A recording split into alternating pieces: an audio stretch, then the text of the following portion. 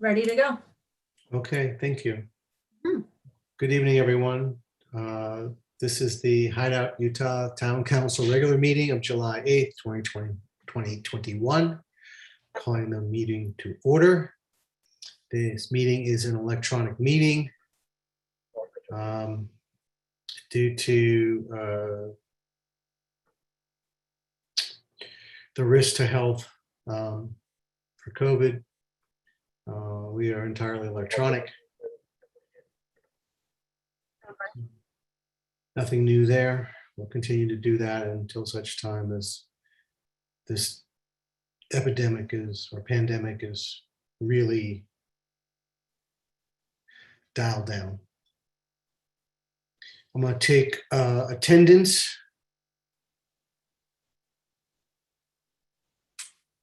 And let me see if I can train myself to use that tool. Okay. Bob Nailberg. I am here. Carol Hazelton. Here. Thank you. Chris Byer. Here. Ralph Severini. I'm here. And Jerry Dwinell. Here. Okay, we have the entire council on a full quorum. We also have a number of the guest speakers here tonight that are here with us. And Polly is also on the line, as well as Cameron. So we've got all, and Thomas. So we've got all the staff folks I think we need, except I haven't seen Jan yet. Well, I'm hoping we'll. So Alicia, when you get a chance, can you text Jan and see if she's going to join? I think we should have her for the audit portion anyway. Sure. Okay, thanks everyone. The first item on the agenda is approval of the council minutes of October 12th, 2020. They are a difficult read, but extremely well captured by Alicia. I think she did a terrific job, and I didn't see anything in there without going back and listening to all the tapes. Again, that I didn't see anything in there that struck me as being out of place, but I'll open it to council and see if any of you have comment on the October 12th, 2020 minutes. Hey, this is Chris. I have just one. Alicia, Brett Rudder is already. Chris, you just sort of cut out there. Can you hear me now? Yes. Yeah. Yeah. All right. I want to turn, My fancy expensive headset doesn't always work. you gotta move your mic a little closer to you. Is that better? Yes, it is. Yes. Okay, thank you. Brett Rudder is R-U-T-T-E-R. I know he's mentioned more than once, and I thought it would be important to get his name spelled correctly. Other than that, I actually thought it was a good read, not a hard read. I thought it was very well captured. Thank you, Alicia. Thank you. I'll make that change. I had nothing to add. I have nothing to add. I just brought that meeting all back. That's all. That's why I felt it was a hard read. Yeah. Okay. I get that. Yeah, the only comment, great job, but that was a tough one to write up and it was a tough one to read, you're right. I was a little confused the way the wording was on line 4 on page 7, where it says the committee had discussed the annexation was in litigation with Summit County. So I wasn't sure what committee that was referring to. So the sentence that begins with the committee which had discussed the annexation was in litigation, and it was questioned if by repealing, so I wasn't quite 100% sure what that meant. Ralph, the committee's mentioned just a couple lines above, and it's a committee meeting for the legislature.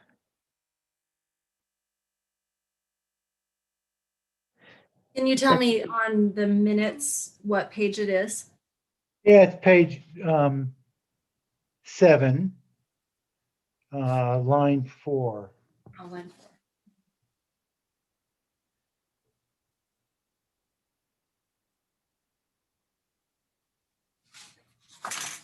I read it to be the committee that's mentioned on line 2. Yeah, but why would they be in litigation?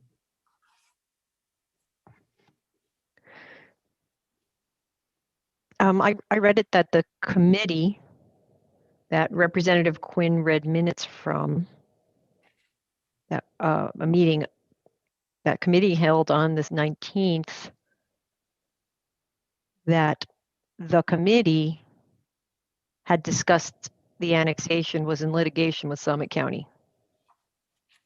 I mean, So- it seems so clear that to me, can- but It confused me because why, was any other committee in actual litigation with Summit County? Not that the No, committee that's is. not what he's trying to say, Ralph. It's, I think. Okay, they're trying- maybe it's my misread. I'll let it go. That no, was it's not the greatest wording, but that might have been. Yeah, I think there might be some commas needed or something. Right. I had a little trouble with it too. Okay. So I'm open to suggestions for sure. Let's see. Maybe.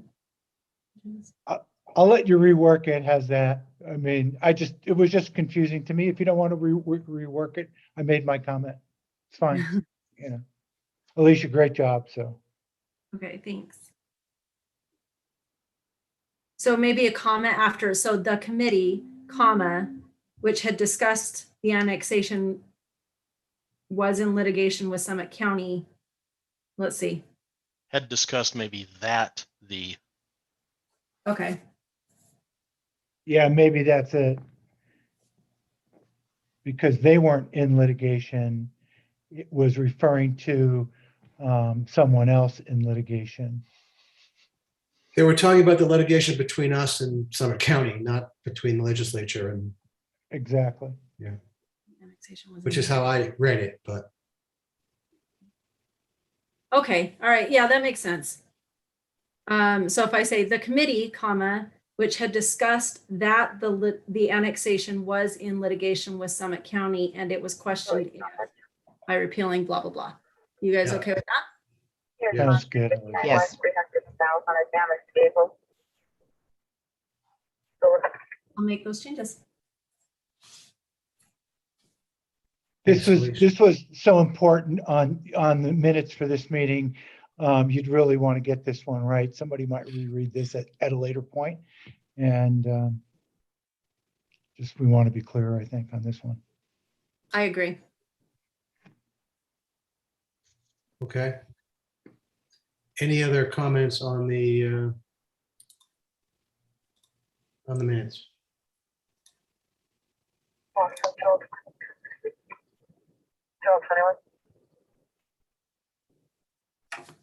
So I don't know what that's, I don't know where that is coming from, but there's some other interference here. I thought everybody was muted, but apparently not. Anyway, if we're comfortable with the minutes, would you please, somebody please make a motion to accept the minutes? I'll make the motion. I'll second. Thank you. Okay. Jerry, yes. Bob, Yes. Chris, Yes. Carol, Yes. Ralph, Yes. thank you. Again, thanks very much, Alicia. Given that we have a couple of speakers here tonight that have limited time, I'm going to defer the public input so that these folks can get their present numbers 1 and 2 on the agenda items in section 5. We'll get those behind us before we open up for public input. So I'm going to defer that till to these reviews. So with that, we're going to jump to Justin. I see you there. Looks like you're in your car.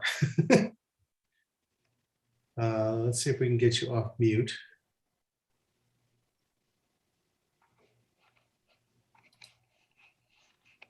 So you should be off mute now. Hi. So, hi, everybody. Just give me I'll give you a quick introduction. So everybody, Justin Hash is on. He is I think the director, is the right title, of the Heber Valley Animal Services, who we have recently engaged with to enable us to have greater response when we have animal events, particularly those where the animal people interface takes place. And I've asked Justin to come on tonight and just to introduce himself, talk a little bit about the Heber Valley Animal Services, and get you all up to date, as well as those listening in on what they do for us. Justin's at farmer's market tonight, so he's got a limited amount of time, but we'll try and let him get through it, and he'll answer as many questions as he can before he has to disappear. Yes, thank you, Mayor. Good evening, council. Hope you're all having a good day. I've been with Heber Valley Animal Services. It'll be 21 years in September.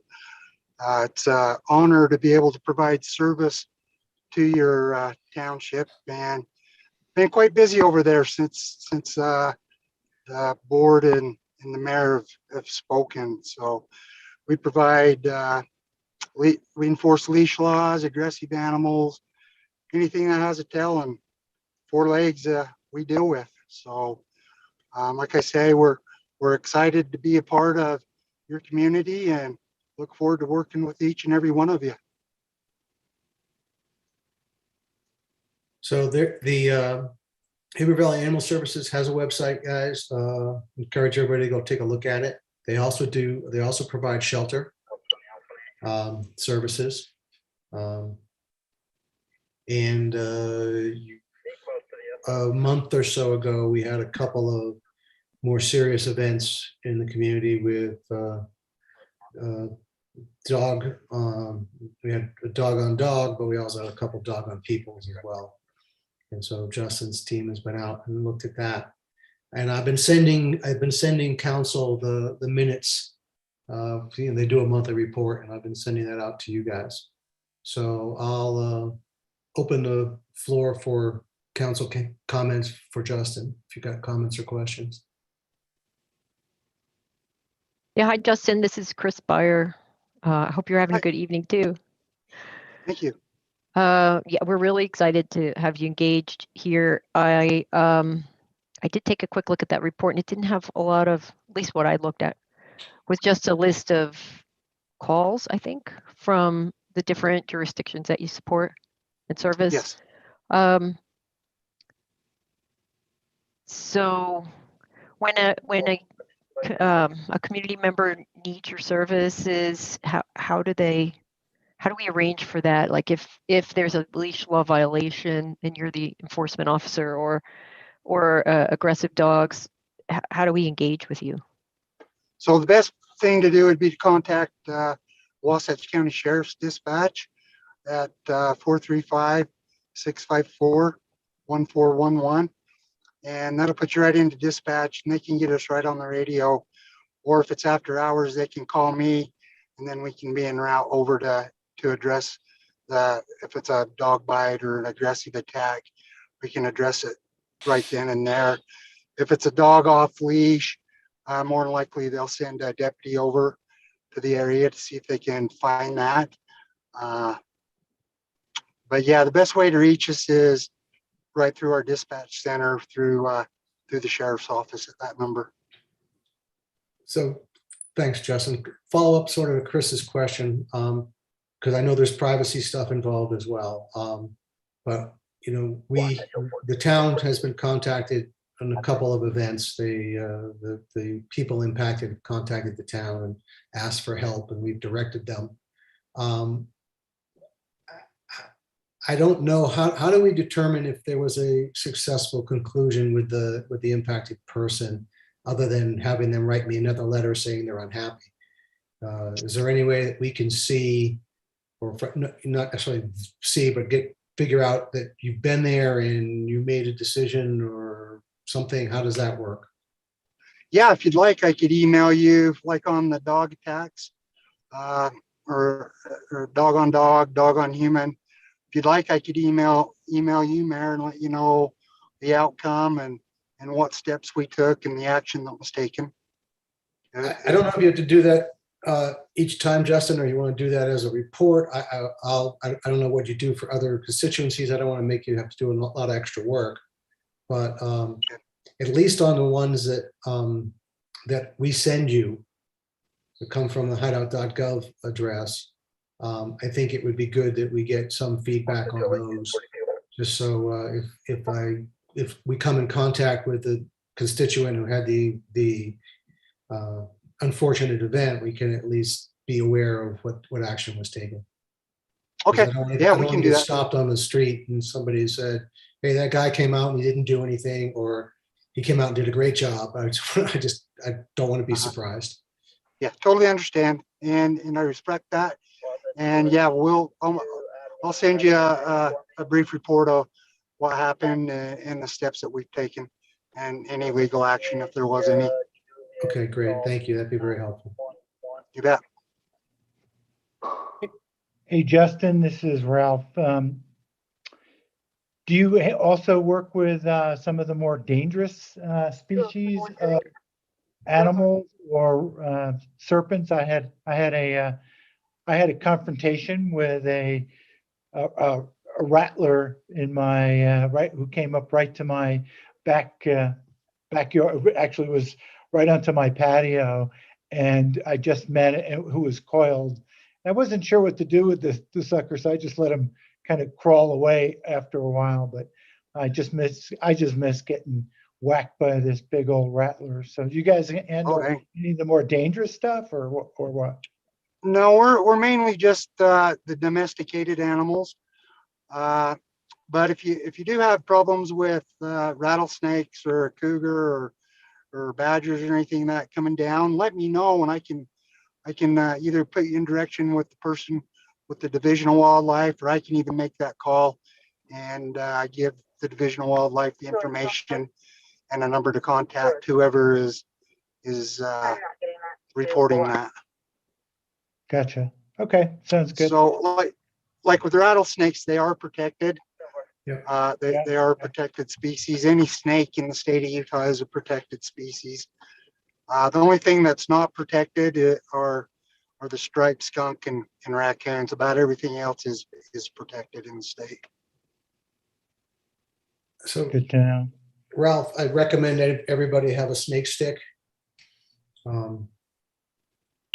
It's a very inexpensive tool.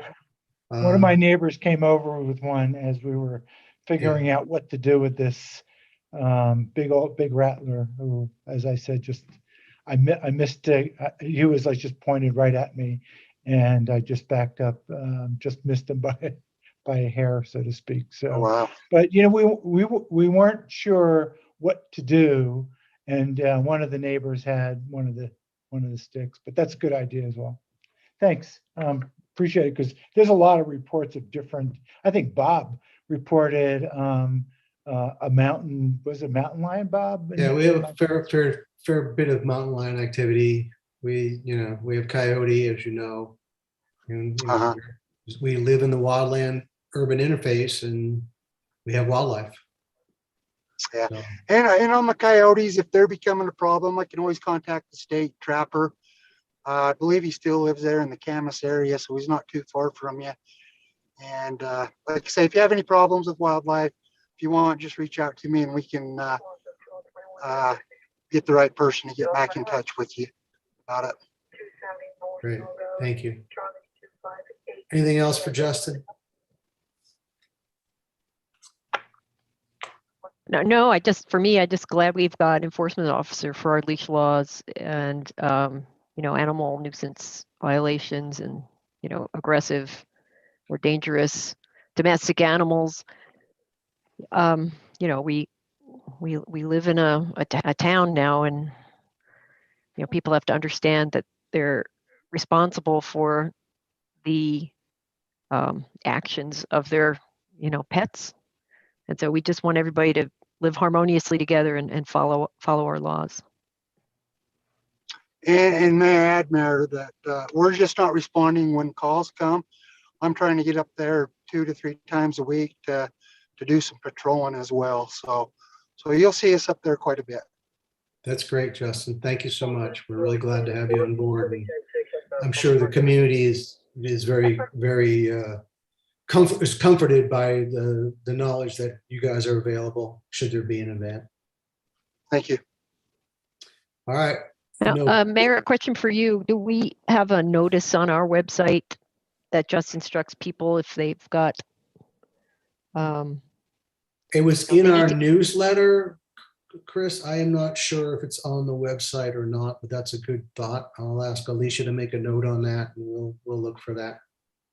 Yeah, I think that would be great because I think people, I mean, obviously most people know how to use Google, but we are wanting our community members to go to the website if they've got, questions on how to reach,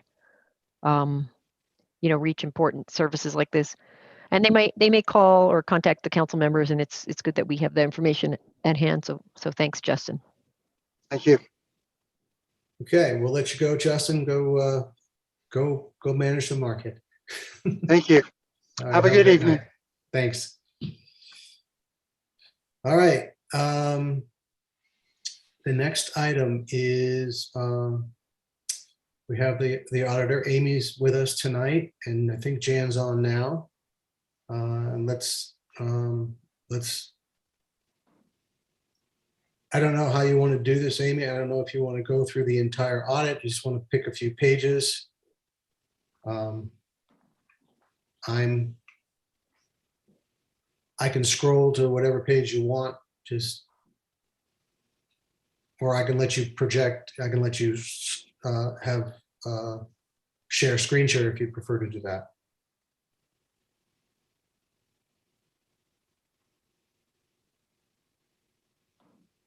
I'm not hearing Amy at all. She's shown as in, but I'm not hearing her. Looked to me like there were two entries for Amy. One was phone and one was the Zoom meeting. Then you need, Amy, if you're trying to do this on the phone and not with a computer, then it's *6 to unmute.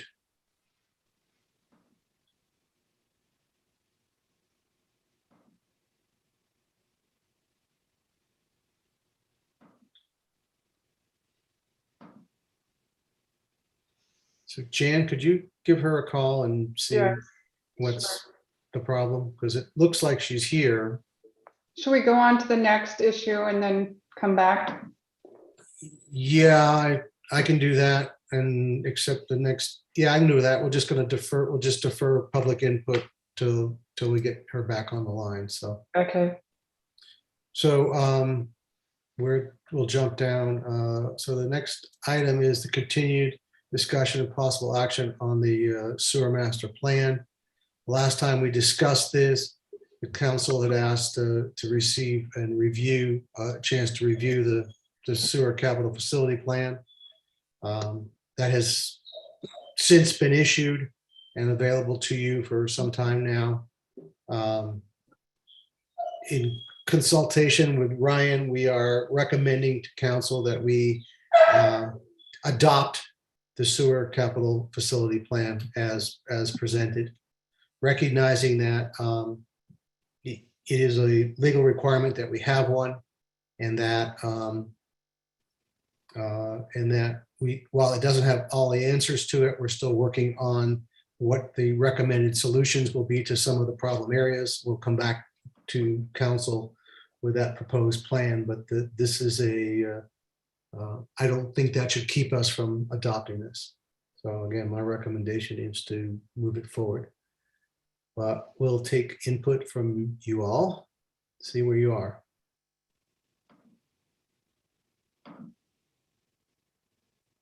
Well, are we reviewing the content of it or the structure of it? Because I certainly had. Well, we did questions. a review, Ralph. We did a PowerPoint review 2 or 3 meetings ago, and with highlights of the plan, and the council requested to see the entire plan. So we provided the entire plan. If you have questions on the entire plan, we can try and answer those. Well, I do have a couple of questions. I was hoping Ryan could just give us an overview because there were three or four major areas. And one was, and then it got to the recommended or the options A, B, and C. And then each of A, B, and C were broken out into sub options. And in my calculations, at least, if you added up A, B, and C, we were on the low side of 218,000 and at the high side of 22,614,000, which is a 12x difference, so to speak, from the low to high. So Ryan, I was kind of curious how we got those options and were they equivalent? So, I mean, if I was going to take an option and it was at 85,000 and it was equivalent to the 450,000, are they equivalent? Those kinds of things. And I think that was my biggest question. So we had not the adoption of the document, but the understanding of what the options were for the town and how that impacts, where we get our funding. And there were 3 sources of funding listed here as an example. You brought out in the plan, so all good stuff, but just wondering how we get these ranges of values. Yeah, so excellent question. And so what we did as part of the plan is first we started with a model and looked at the existing network and tried to determine where we thought we saw where issues were either existing or in the future. And fortunately, we're a young enough community that we didn't find any problems today. They didn't say there's going to be major issues today, but we did find a few things that are going to be problems in the future. So then, Ralph, to answer your A, B, and C question, after we identified the problem, we then looked at multiple solutions, being the A, B, and C alternatives, because that you could solve this problem one of 4 or 5 different ways, and we put cost to those. And then evaluated those different possible solutions and recommended one. And I don't remember exactly which table it is off the top of my head, but in the report is a capital improvement plan where we took the recommended alternatives. And so to your point, it's not A plus B plus C. It's 1, 2, and 3, but the A, B's, and C's were multiple or alternative ways to solve the problem. If that helps.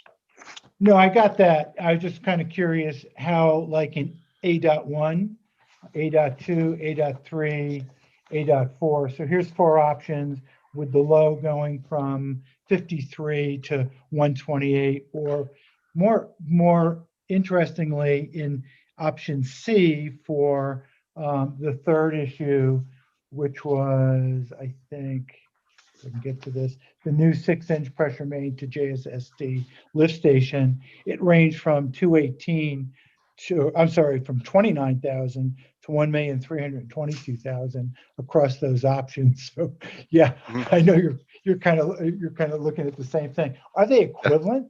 Are they really equivalent options there?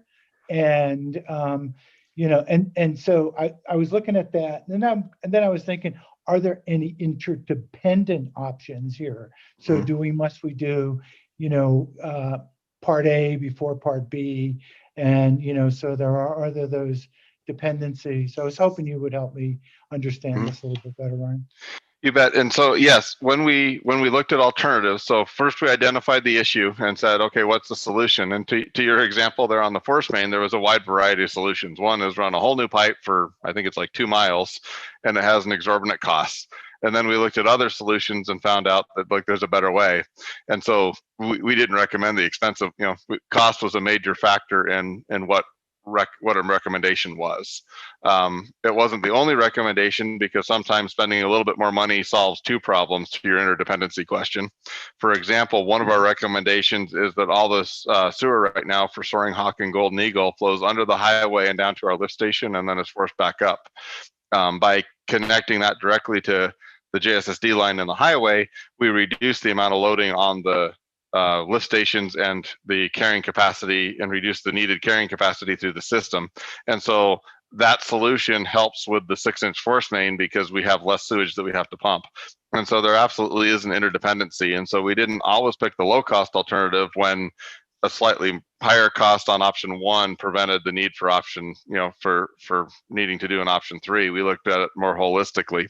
At the end of the day, what we have is the capital improvement plan is our best recommendation based on what we know today for things that the system is going to need moving forward. And then we're accomplishing that through the funding that was mentioned in there, as well as we have some potential COVID funding that I think we're still researching, and the rules and the strings are in flux. And then we're actively working with developers to help us fund some of the projects. And in many ways, we've got a lot of those funded through the developers as we've been working with them on approving developments and making their developments better or different. We're getting them to integrate some of those recommendations. And so it would be helpful to adopt this, because it would help us continue to work with the developers to, on getting these done. If I can say it's in the approved master plan. To Phil's point, this is a living document. Things will come up and things will change, and it's perfectly acceptable when we get a great new idea or a new opportunity arises to come change the master plan and then re-adopt it. And so I don't think you're committing, by adopting this tonight, we're not committing the city to a track that can't be changed for the next 10 years. We're saying this is our best guess today, and by having it approved, it would help me greatly, one, with the state, and then two, as we work with developers and say, well, this isn't the master plan, I really need some help. Part of your approval would be to help me with this master plan over here, looking for win-wins. So to be clear, the adoption of this plan is not a commitment of funds, okay? At all. It is simply an adoption of a plan recognizing that there's work to be done and that the staff needs to do further work to figure out what we want to bring forward for funding. So as Ryan mentioned, it is a living document. We have had discussions with developers. They want to do one thing, we want to head this way. We think we can do this and save them, in some cases, have them contribute, as Ryan said, because it would save them. They're going to spend the money either way, so it won't help us get to where we want to be, as opposed to putting in, for example, another lift station, which is what some of the proposals have been. And we're saying, no, we'd rather have less lift stations because that's less for us to maintain and so forth. And so, again, I'm encouraging the adoption of the plan, recognizing that this does not allow us to spend money beyond the budgeted amounts that we have for things without coming back to council. So.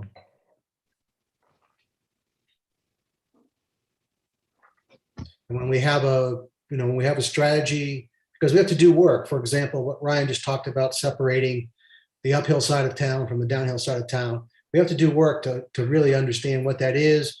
I've asked Ryan to get the survey team out there to do that, so we can understand the opportunity there. And with that, then it'll help us to decide whether or not that's something we want to go forward with, whether or not we need to create a assessment in order to do that, et cetera. So.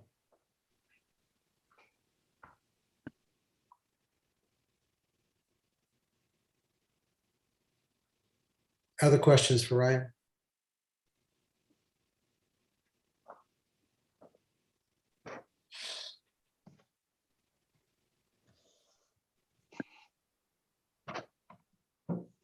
Hey, Ryan, this is Chris. Thank you for putting together such a comprehensive plan. I know that it's dated May and you've been waiting for us to take action on this to adopt it. Yeah, there's a little bit that goes over in my head, some of the charts such at the end. But I think overall, this is very needed for us so that we can start doing things in a coordinated manner and also address some of the most critical deficiencies we have right now. Thank you. And if we need to change that date, we'll change the date on the final to July, assuming it passes tonight. Okay. I'd like to just comment, I'm on the infrastructure committee, so that I've worked with Ryan on that and other members of TO. And they've been working on this a long time. And they've had input from, there are some other committee members, and I think they've done a great job. So it's made it clear for me, some of the major issues that we've discussed have been, very well explained. And so I for one, feel quite comfortable going ahead with it. Thank you, Carol.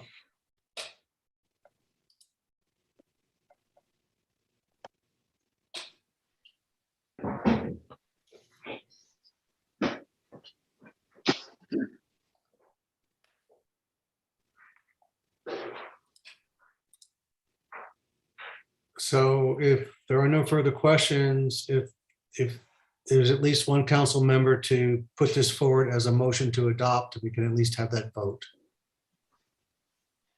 Also move. Thank you, Carol. Is anyone willing to second that?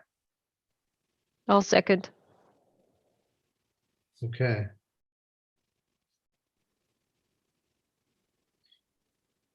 Jerry, Yes, you support the adoption? yes, Okay, thank you. Ralph, Yes. thank you. Chris, Yes. Carol, Yes. Bob, I think we're going to ask you to abstain. I will abstain. Thank you.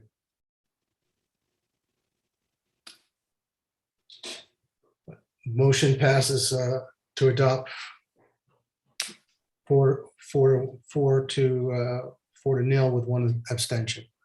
Thank you. Jan, have you figured out what's going on with Amy? Yes,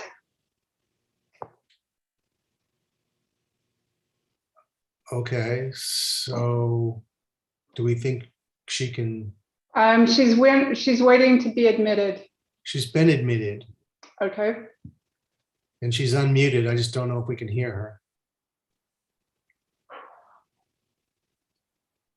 Okay, can you hear me now? We can. Yes. Oh, good. I Okay, am so so we're- sorry for the trouble. So, sorry, that's okay. All these different video systems behave differently, I know. So the question I had, Amy, is I've got the audit here. Do you want me to go through the whole thing? Do you want me to screen share so you can put something up, or you just want to talk to it? I think it'd be great to show a few things. If I could tell you what page to go to. That'd be perfect. So the PDF should be about page 14 of the PDF. Okay, we can go there. Unless for you've that. got it kind of combined together. We do, but I'm starting on page Oh, okay. 18 with the agenda, so page 14 would be 32 roughly on our system. So let me see Okay. if I can get Yeah, there. we're looking for page 10 of the report. Okay, up 10 now. Okay. They're all here. So there's page 10 with assets, liabilities, deferred, that one. Yes, exactly. Okay. Let me. So yeah, I'll just walk you through some of Take the a little bit. highlights. Okay. Okay. We did issue a clean opinion for the financial statements for the town of Hideout, which means they are materially stated correctly. We do have some issues and findings, but we'll get to that at the end. Maybe we'll just go through some of the highlights. You've got your assets and liabilities here at year end.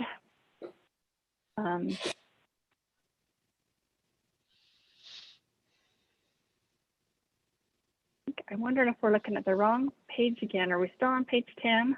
Yes, ma'am. According to this, we're on page 10 of the I have assets, liabilities, deferred inflows, and fund balances. Okay, can you scroll up just a tiny bit and I can look at the header there? Hideout So town we've got balance the sheet. wrong year. It looks like Okay. we've got 19 pulled up. Yeah, So I that's can what, maybe that's try to what's on share my page 10. screen. Yep, but yeah, we need to, for some reason you've got 2019 instead of 2020. Do you want me to try to share the screen with you, my screen? Yeah, this is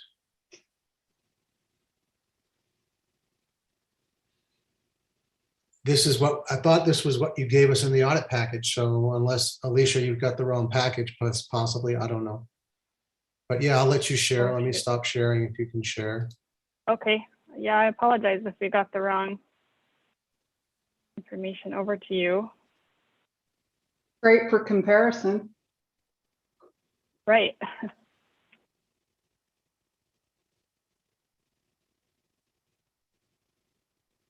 Okay, so can you see the balance sheet for the governmental funds as of Yeah, June 30th, 2020? We can. Okay, great.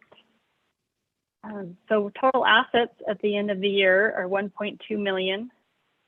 I'm going to put out some notes to the side that it increased 250,000 over the prior year. And that's mainly due to cash. The cash increased to 900,000. Your liabilities at year end were 735,000. That's an increase of about 146,000 over the prior year, mainly due to customer deposits. And that line item encompasses developer bonds. And there's a larger Dear Waters bond in there for about 263,000. Accounts payable fluctuates from year to year. That's where your liabilities stand as of June 30th, 2020. Your total fund balance is 1.25 million, and you've got some of that reserved for your bond payment, $28,000 there, but the rest is unrestricted. And do you have any questions on the balance sheet? I can move on to the income statement. Scroll down a few pages here. Your general fund had $877,000 in revenue. That was an increase of $308,000 over the prior year. You had an increase in taxes, and we had a bit of an accounting change to recognize developer reimbursements. And that's offset by some engineering costs recognized down here in expenses. Kind of a combination of those two components increased your revenues in the general fund. And your total expenditures were $835,000, giving your net change in your general fund a positive $103,000. And if we add that to your beginning of the year fund balance, you have $373,000 fund balance at the end of the year for the general fund. Quick highlights for the water fund, your business type activities. Your assets stood at 922,000. That increased 180 over the prior year, and that's mainly in accounts receivable. And that tends to fluctuate year to year, just depending on timing. Your fixed assets, basically there was little to no change there. So leaving your total assets at 4.8 million after you add in your capital assets. And your liabilities for the general fund were $50,000, down $252,000 from the prior year. And again, that's mainly accounts payable and in your customer deposits there. So you have an unrestricted fund balance in your water fund of $871,000, giving you a total net position of 4.8 million. 3.9 million is reserved for your investment in capital assets. That's where you stand on your enterprise fund at year end. Here's your revenue. You can see it increased about $500,000 over the prior year. You had a rate increase that was almost double. Your operating expenses increased $365,000 in a couple of areas due to the water rate increase from JSSD and salaries and wages, and that's most likely just due to allocation. They weren't necessarily allocated in the prior year, so that's why that you see an increase there. But your operating income is a positive 246, which is good. And you've got add in some interest revenue, so your total change in net position is $250,000, leaving you with 4.8 million total net position. So this looks like a healthy fund. Do you have any questions for me before I go on to the recommendation? This is just kind of the highlights, and I know that there's a year lag at this point. So things have changed quite a bit, I'm sure, since then. But if you have any questions, I'd be to go over them, or we can move on to the recommendations.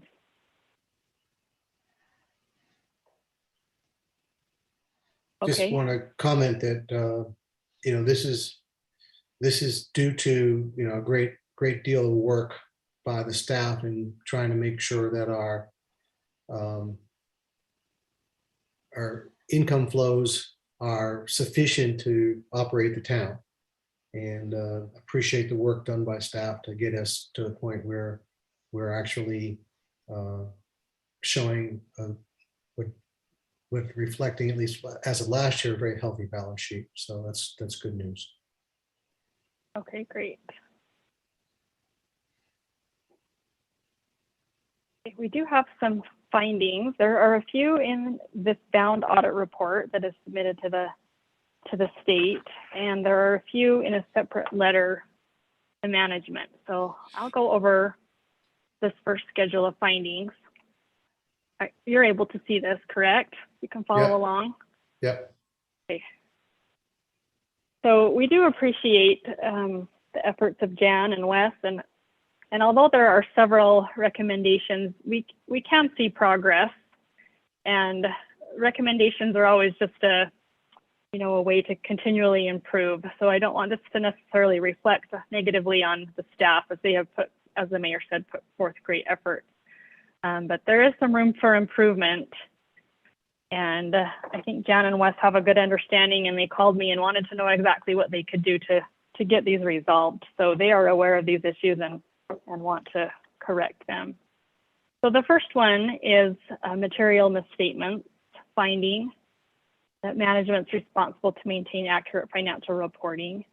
This basically means that the audit entailed a lot of year-end adjustments and reclassifications and reconciliations that could have been done prior to the audit, which meant extra audit time. And really, these are the responsibility of the management. They were great to work with me and get these taken care of. So we recommend that the town perform monthly and year-end adjustment entries and account reconciliations to ensure the financial reports accurately reflect the assets and liabilities, revenues, and expenses. So the response is the treasurer will review the monthly financials and make adjusting entries throughout the year. And we also spoke with Wes to make sure he understood there's also a kind of an audit prep process that happens, that these accounts can be combed through one final time before the audit begins, which can save you some time and money in the audit. But this was a material weakness, as several of these adjustments were material in nature. Are there any questions on that recommendation? No question on the recommendation, just for the council's edification. You know, we did have changes in our finance staff, and we had COVID as well. So it made it more difficult, everybody working remotely, to keep up with this. And I'm confident we'll do better as we review the 2021 audit, which will be starting very soon, unfortunately. Yes. Yep. Okay. The second recommendation is inadequate approval documentation and coding of disbursements. The disbursements of town funds should be approved and supported and properly recorded. And we tested 25 samples and noted that 6 did not have approving initials or signatures, indicating the transaction was reviewed, and 2 did not have a supporting invoice, and 4 transactions were improperly coded as liabilities rather than expenditures. And again, you can refer to the mayor's explanation earlier of COVID and the small size of staff, and there are some things that can be done. I know they had some issues with COVID to overcome that. And Amy, part so of we do recommend. Oops, go ahead. Oh, go ahead. You're fine. Oh, part of that was we had a procedure set up where we physically stamped invoices, coded them, when we were all working together in town hall. And when we became remote, we had to rely on emails to tell us that it was okay to pay. And so the mayor and I officially made a procedure change that we will rely on email for procedure changes. I mean, sorry, for approval of invoices. And that's great, as long as there's evidence that that approval occurred, you know, email or a stamp, either way, that will be great to do that. So it sounds like steps have already been taken to correct this. So we just recommend that all the disbursements have adequate documentation and are approved and properly coded. Any other questions or comments on this recommendation?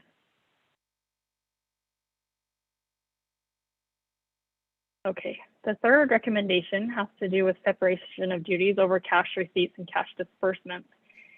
And this is difficult to do with a small staff, but there can be mitigating controls that can be implemented to make sure there are proper controls. We found the following separation of duties conflicts. The town administrator has access to checks, records transactions in the GL, and reviews and signs checks.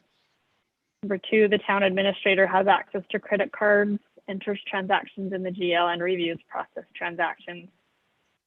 Number three, the finance director can make bank transfers, has access to the GL, reviews bank transfers, and performs the bank rec. And number four, the town administrator has access to cash, records transactions, and reviews process transactions. And we do recognize there is a challenge with the small size of staff, but we did go over some mitigating controls that can be implemented. The finance director can review the council checks and track the sequential order. Finance director can compare credit card receipts to the credit card statements. Town administrator can review bank transfers, and the finance director can review adjustments to customers' accounts on a regular basis. And I feel like Dan and Wes have a good understanding of what needs to be taken care of there. And we'll just tighten up the whole process of writing checks and receiving funds to the town and eliminate risk of misappropriation.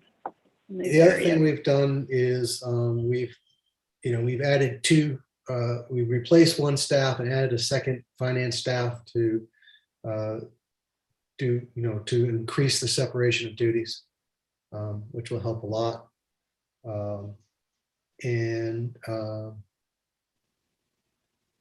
I am reviewing monthly, the entire spend. I also co-sign all the checks, and although I'm not mentioned in there, that's that is a checkpoint as well, Amy. Okay, great. That is great to hear. Yeah.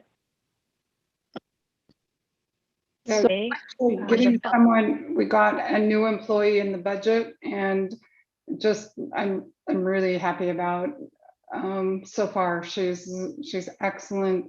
She's very qualified, and already we have separated the duties. She prepared the checks, and I did a first review and signing, and the mayor will do the second review. So we've made huge progress just by getting an employee in the budget. And unfortunately, it's not like private enterprise. If you need 2 new employees, you can't just go hire them. You have to run it through the budget process. And we've done that, and it's looking good. Jan, is there a corresponding new policy or procedure that's written so that the staff can follow it? Should we have any staff turnover, or to make it easy to implement? That's a really pertinent question. And at our last staff meeting, we have all decided to put in detail our duties as they are.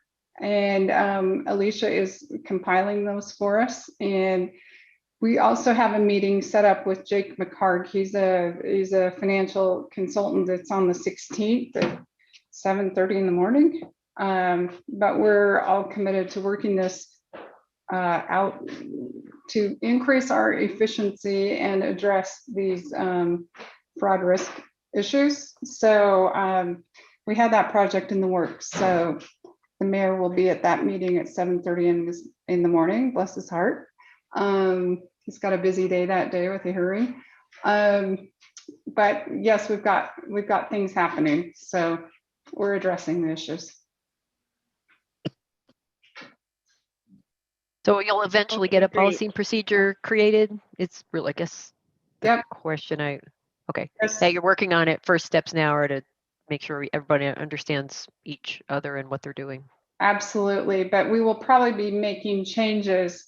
Our financial or our consultant is, he works for a town that went through a similar growth phase to ours, and I really find his advice beneficial because he can understand working creatively with a small staff and also looking forward to what we will become. So we're relying on his advice to give us some input right now that will streamline everything and create, just rock solid procedures in town.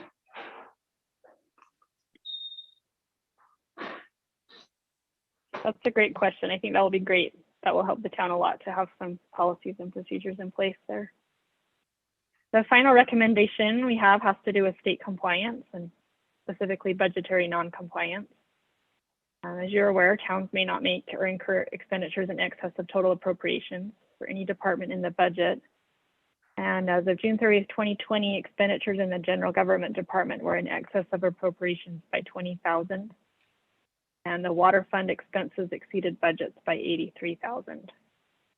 And we attribute this to lack of timely account adjustments and reconciliations, which kind of refer back to recommendation number 1. And if these are improved upon monthly, this will greatly decrease the risk of this happening next year.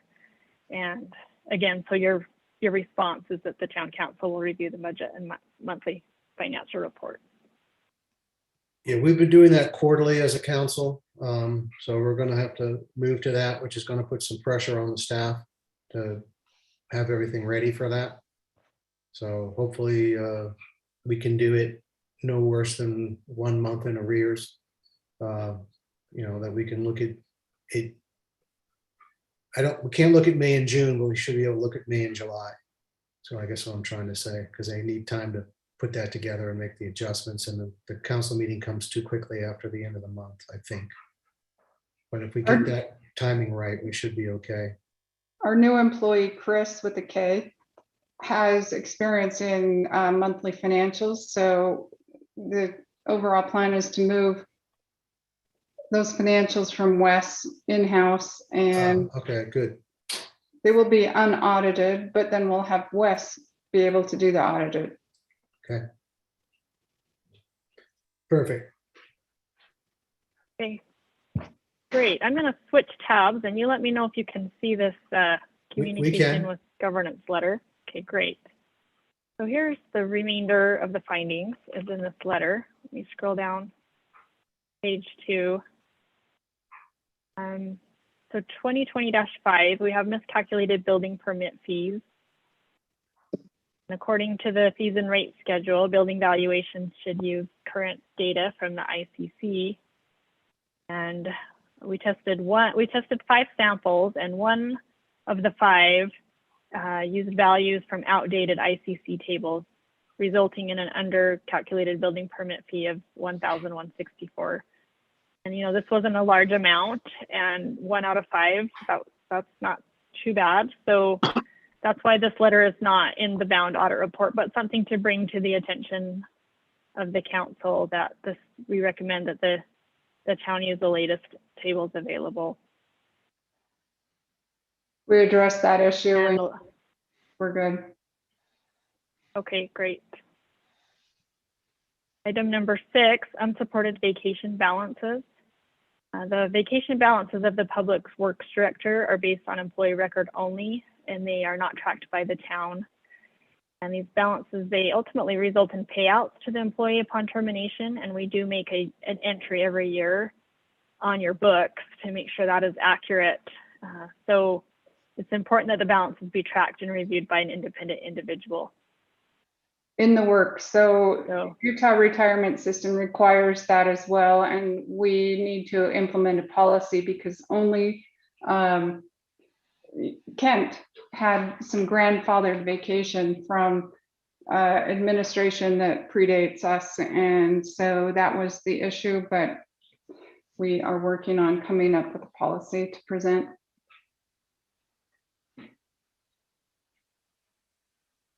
great.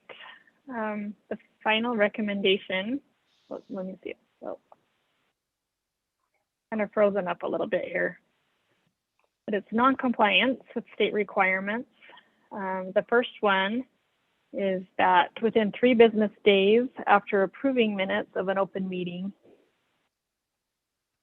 Can you hear me? Did you lose me? We can hear you. You can hear me, but you probably can't see my screen anymore. Yeah, we right? can see it. Oh, okay. Lost connection for just a minute. It might be a bandwidth. We should go on mute if you're not speaking.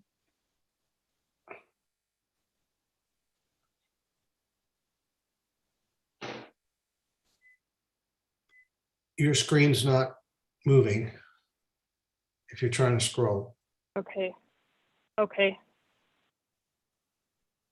but we can hear you. You can hear me. All right. Yeah. If you're not speaking, could you go into mute mode and then we'll free up some of the bandwidth for Amy? Well, I think it's probably, I don't know that that'll help her at all, but okay. It might be on my end, but I let think me it's just probably try her something end. real quick. If not, I'll just kind of leave it up and just go through it with you. Our recommendation would be to turn off your video and then restart it again. Just hit stop video and then start again.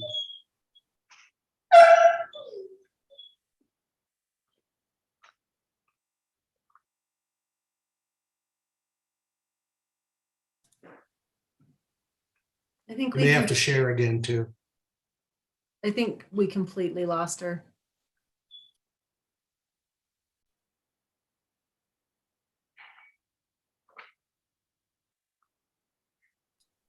She's trying to reconnect now.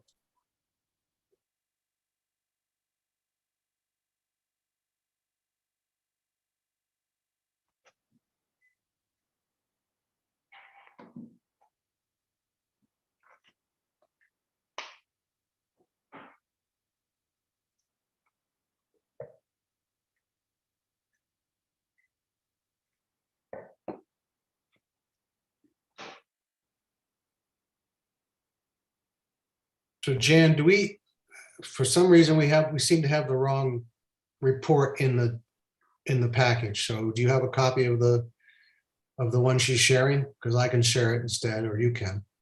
And then she can just dial in. Okay. Can you hear me now? Am I connected? We can. Okay, great. Can you still see my screen? No, you're gonna have to start sharing again. Okay.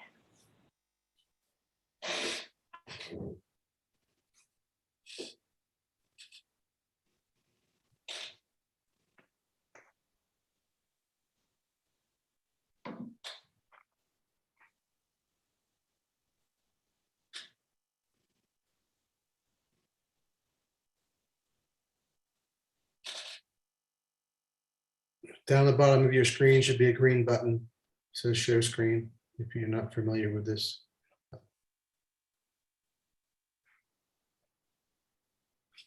If she's still on or not. No, we lost her again.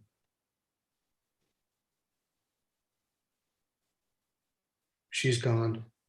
That was the last finding, and it's about getting behind. When we lost Allison, we had a backlog of minutes, and Alicia and Kathleen have been fabulous in catching us up, and I believe we're up to date at the moment. And you know, you learn by experience, and we just overloaded Allison with things. And so we have Kathleen as a deputy, and we have Alicia managing the flow of work. And I believe we have addressed that issue. So we shouldn't end up behind again unless we have, 6 council meetings in a row, which happens when you're doing things like we are in town hall. I think tonight's approval of the October meeting minutes of last year is probably the last gap in the sequence. And as we all commented at the beginning, that was a tough set of minutes to put together. So Right. I do still have one more. I hate to say that, but Oh, October shoot. minutes I still have to do. And that's the 5-hour long AMDA meeting. oh, okay. So that'll be a tough read as well, but yeah. And then we'll be caught up. So Okay, I think I'm back. Can you hear me or? we can, but I think that was the last finding, Amy. So I don't think we need to. Okay, so you're all right with what's been addressed already then, right? Yeah. Okay, do you have any further questions then for me or? I have more of a question for Jan, which is, do you have a copy of what she shared tonight? Yes, I do. Then we need to get that to Alicia and make sure that that gets into the revised package and reflects what's supposed to be talked about. Right. As opposed to 2019. Yes. And also, I think it was shared with the council, but if not, we need to share the document with the council. Okay.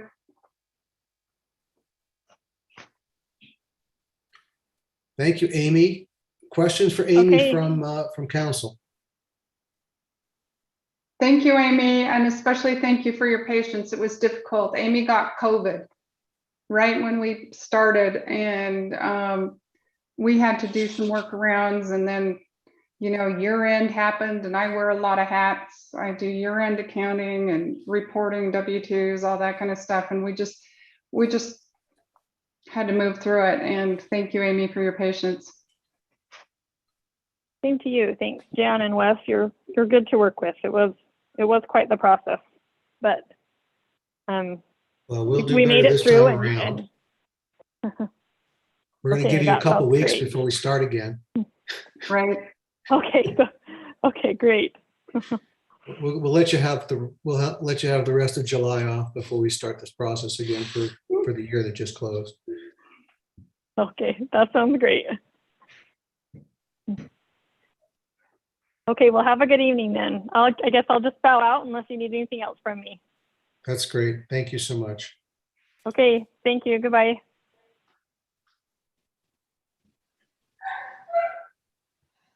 Okay, let me.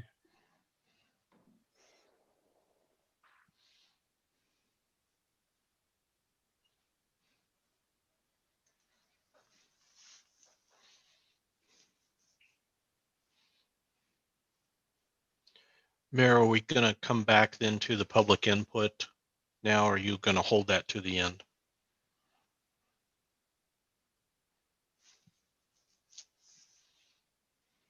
Oh, I'm talking. I'm sorry, my mic is off. I was saying we're coming back to the agenda, and we're going to jump back up to public input. So the process for public input is that you use the tab at the bottom of the screen to raise your hand. We'll start with the Zoom ones first, and then we'll look at anybody who's just on the phone. So this is topics that are not listed on the agenda that the public would like to share with council. And again, the way you do that is raise your hand. And I'm going to mute so I can mute my dog.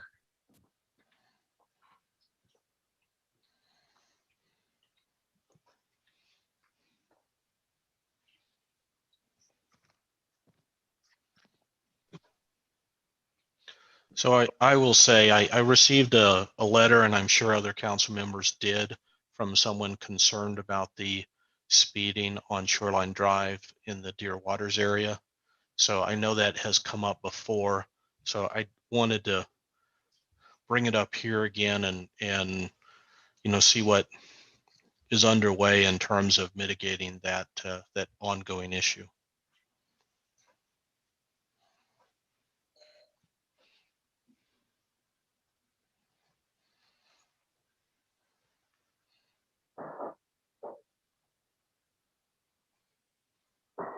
Sorry about that. I'm back. I don't see hands. So Mayor, I was saying, I didn't realize you'd stepped away. I received an email, and I'm sure other council members did as well, from a resident concerned about the speeding issue on Shoreline in the Deer Waters area. It's not the first time we've heard this complaint. So I wanted to bring it up here and see if we could get an update on remediation efforts in that area. Well, we're doing a couple things. One is I'm working with the Public Works guys. We're going to make that road passable only for passenger type vehicles, and try and keep the heavy trucks off of it and force them down the service road. We're just got to make sure we've got all the connections there.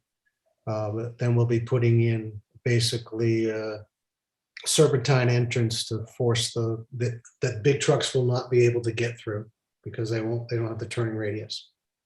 I'm also looking at speed bumps, because the speed signs alone don't work. Chris, I've seen your note about wanting more speed signs. I've got them in the budget for this year, but you know, the data suggests that our town members are not interested in driving safely in the town of Hideout. So I think the only options we have, at this point is, when the police are here, we ask them to, the sheriff's office people are here. They're not here 24/7, but when they are here, that's one of their main focus areas. And they have stopped a number of residents and cited them. So you'd think the word would be out, but it's not. So I think we're going to have to go to additional speed bumps, and Public Works guys hate them because they get in the way for plowing. We're going to have to figure out whether we can remove them, get removable ones, or whatever for winter season. I don't know the answer there, but I don't know what else we can do. All right, I'm at the point of frustration with our constituents,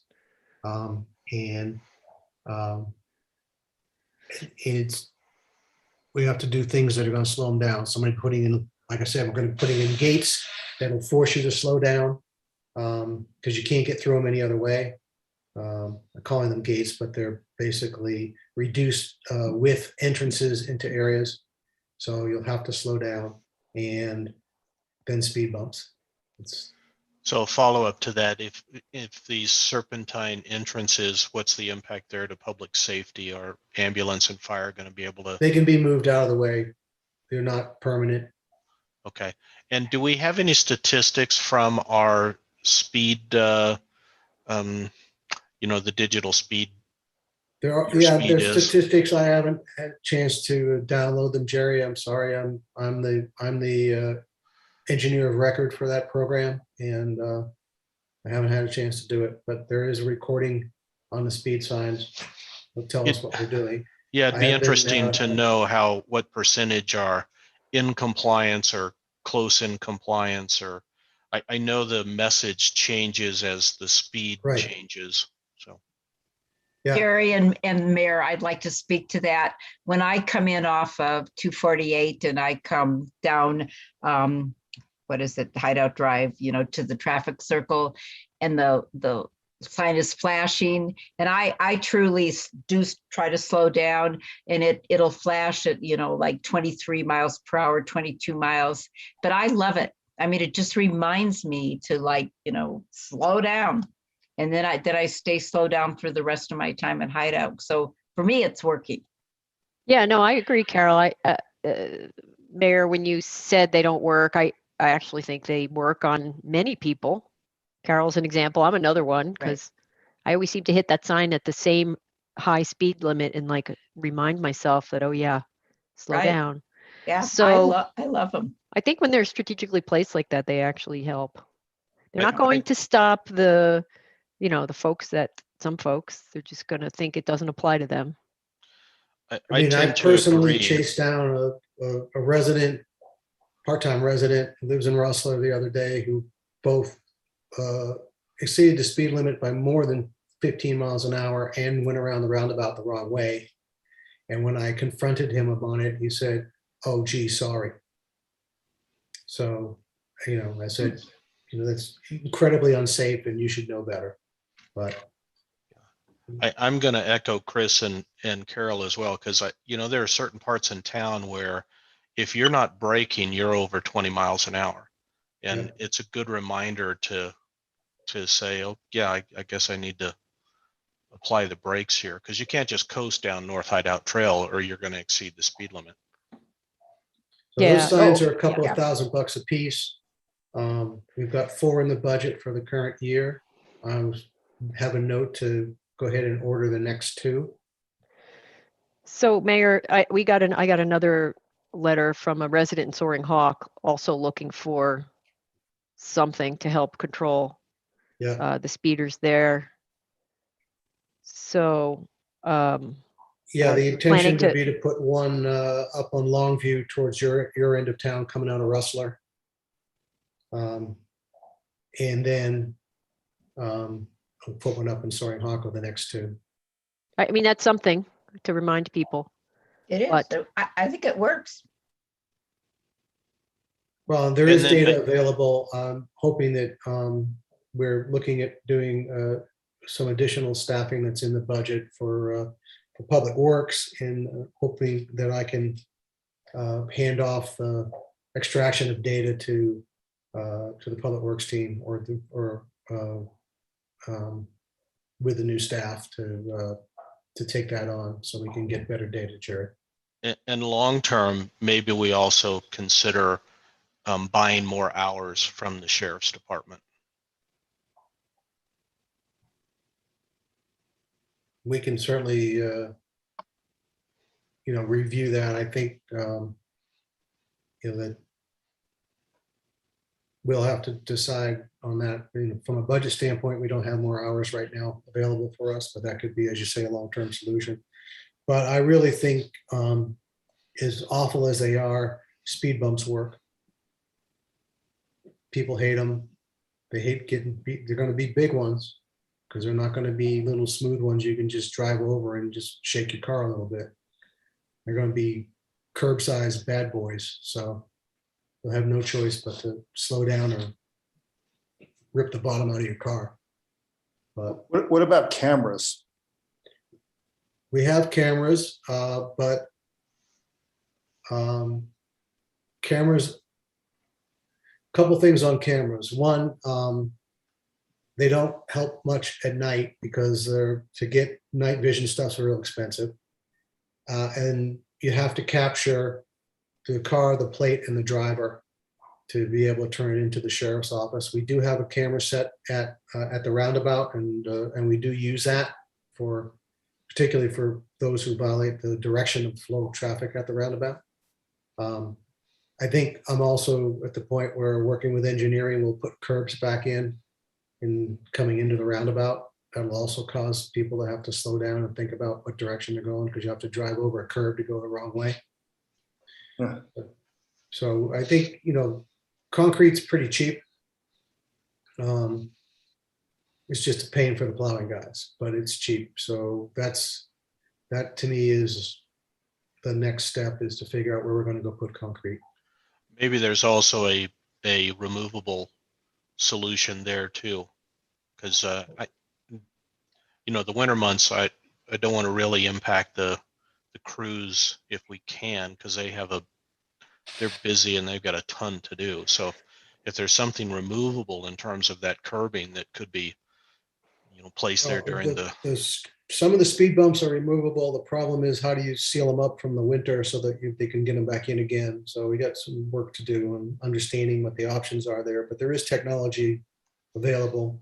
Well, let's let the engineering guys sort that for us. But I've been reluctant to do that, but at this point, I think it's going to have to be necessary. how are we getting the word out to, the folks that live here that, hey, we're going to give you one more chance to. Well, we put it in our newsletter, Chris. I put it in the newsletter 2 newsletters ago, threatening to do that. I think I'll put it in the next newsletter as well, saying, you know, based on resident feedback, you know, we've had it behave. In the meantime, sorry, but you're going to start to see physical barriers to impede speeding. And, you know, for those of you that have been behaving, I apologize for making it more inconvenient for you to get in and out of town, but, you know, we have to do something to cause the rest of your neighbors to behave. It's unfortunate that people aren't willing to self-manage on that, but I don't think it's always residents. Of course, it's residents, right? well, Plenty the people guy I chased speed. down was a resident, not a construction guy. Right, but I mean, it's everybody, right? We can maybe reach the residents, maybe with the newsletter, maybe not. And we're certainly not reaching any of the construction crews. So is it possible to send a letter Well, or do no, we're something definitely proactive? reaching the Can I finish construction my thought? crews Excuse, because they've sorry, been talked to. They've been sorry, talked to, Phil, and in fact, hello? there's one crew that I'm looking at banning from town. Phil, I didn't get to finish my question, but you're saying you want to ban a crew from town? Yep, A crew that works for doing what? one of the developers. And that's because of continued Continued violations abuse of the our speed laws? limits. Yep. So we don't have the right to, unless they're, as I understand it, you'll probably have to help me on this, but I don't think we have the right to say that driver can't come here. Right? I think what we can say is that to the developer, that company is not behaving and we don't want them in Hideout anymore. You have to find somebody else to do that kind of work for you. Isn't the solution to fine the offenders? But you have to, you can't just arbitrarily fine them. You have to be just, you know, I get reports from people, you know, there's work to demonstrate that they're the actual individual that was the problem. So And maybe that goes back to cameras and being able to record, I guess, vehicles. yeah, I hear you, Chris. Here's my view. Okay. I hate that we have to spend thousands of dollars of public money to go after this. Right. It just bothers me that this is something that should be self-managed, should be being capable of being self-managed, and instead we're gonna go look at thousands and thousands of dollars of technology to go do this, and I'm not sure that that's our best use of those funds. And you know, I'd rather just put the ownership where it belongs, which is you're the developer. These are your crews. If they aren't behaving, they're out of here. You deal with it. Well, I'm looking for some solutions other than banning a company, because that might be too broad of a stroke. But if we receive these reports, is there something that we can do from a developer standpoint of finding the developer and let them then self-manage or make that call themselves? But if we have enough information, I don't know from a legal standpoint if that's possible, but you know, if I'm the developer and I have a particular crew that's generating tons of fines that I'm having to pay, I'm gonna fix that problem. I think we can take it up with our legal team and see what legal actions we can take with reported offenders. But I think at the end of the day, you have to have, you know, the full documentation to do something. And again, that's an investment. Yeah, I mean, we probably all have anecdotes of near misses with construction crews and vehicles throughout town. I had one today. I also think that speed bumps disproportionately punish residents with lower cars. I- So, and our contractors have higher trucks, they can move across the speed bumps much faster. So I'm not sure this gets, yeah, I think it'll maybe solve part of the problem. I just don't think it's the way I would probably go. I like what Carol and Chris said about the signs. I think they indeed have an effect. They have an effect on me. So that's at least 4 out of 5 people sitting on the council alone. I think the speed bumps could be expensive. They're going to be expensive to move around. And I think they disproportionately punish those with lower cars. I have 3 cars, one high, one standard, and one low. So I noticed the difference on speed bumps just on that basis. So yeah, I think most of our contractors drive 4-wheel pickup trucks. And Not by sure. and large, I'd wager to say it's not the residents that are the primary violators. Or at least of the speed signs, I get reminded of that as well, but I don't think the contractors are generally care if the sign flashes at them. Yeah, Phil, I might suggest along the lines of speed bumps that we do what they do over in the UK and Ireland. They have a narrowing of the road. They call it traffic calming.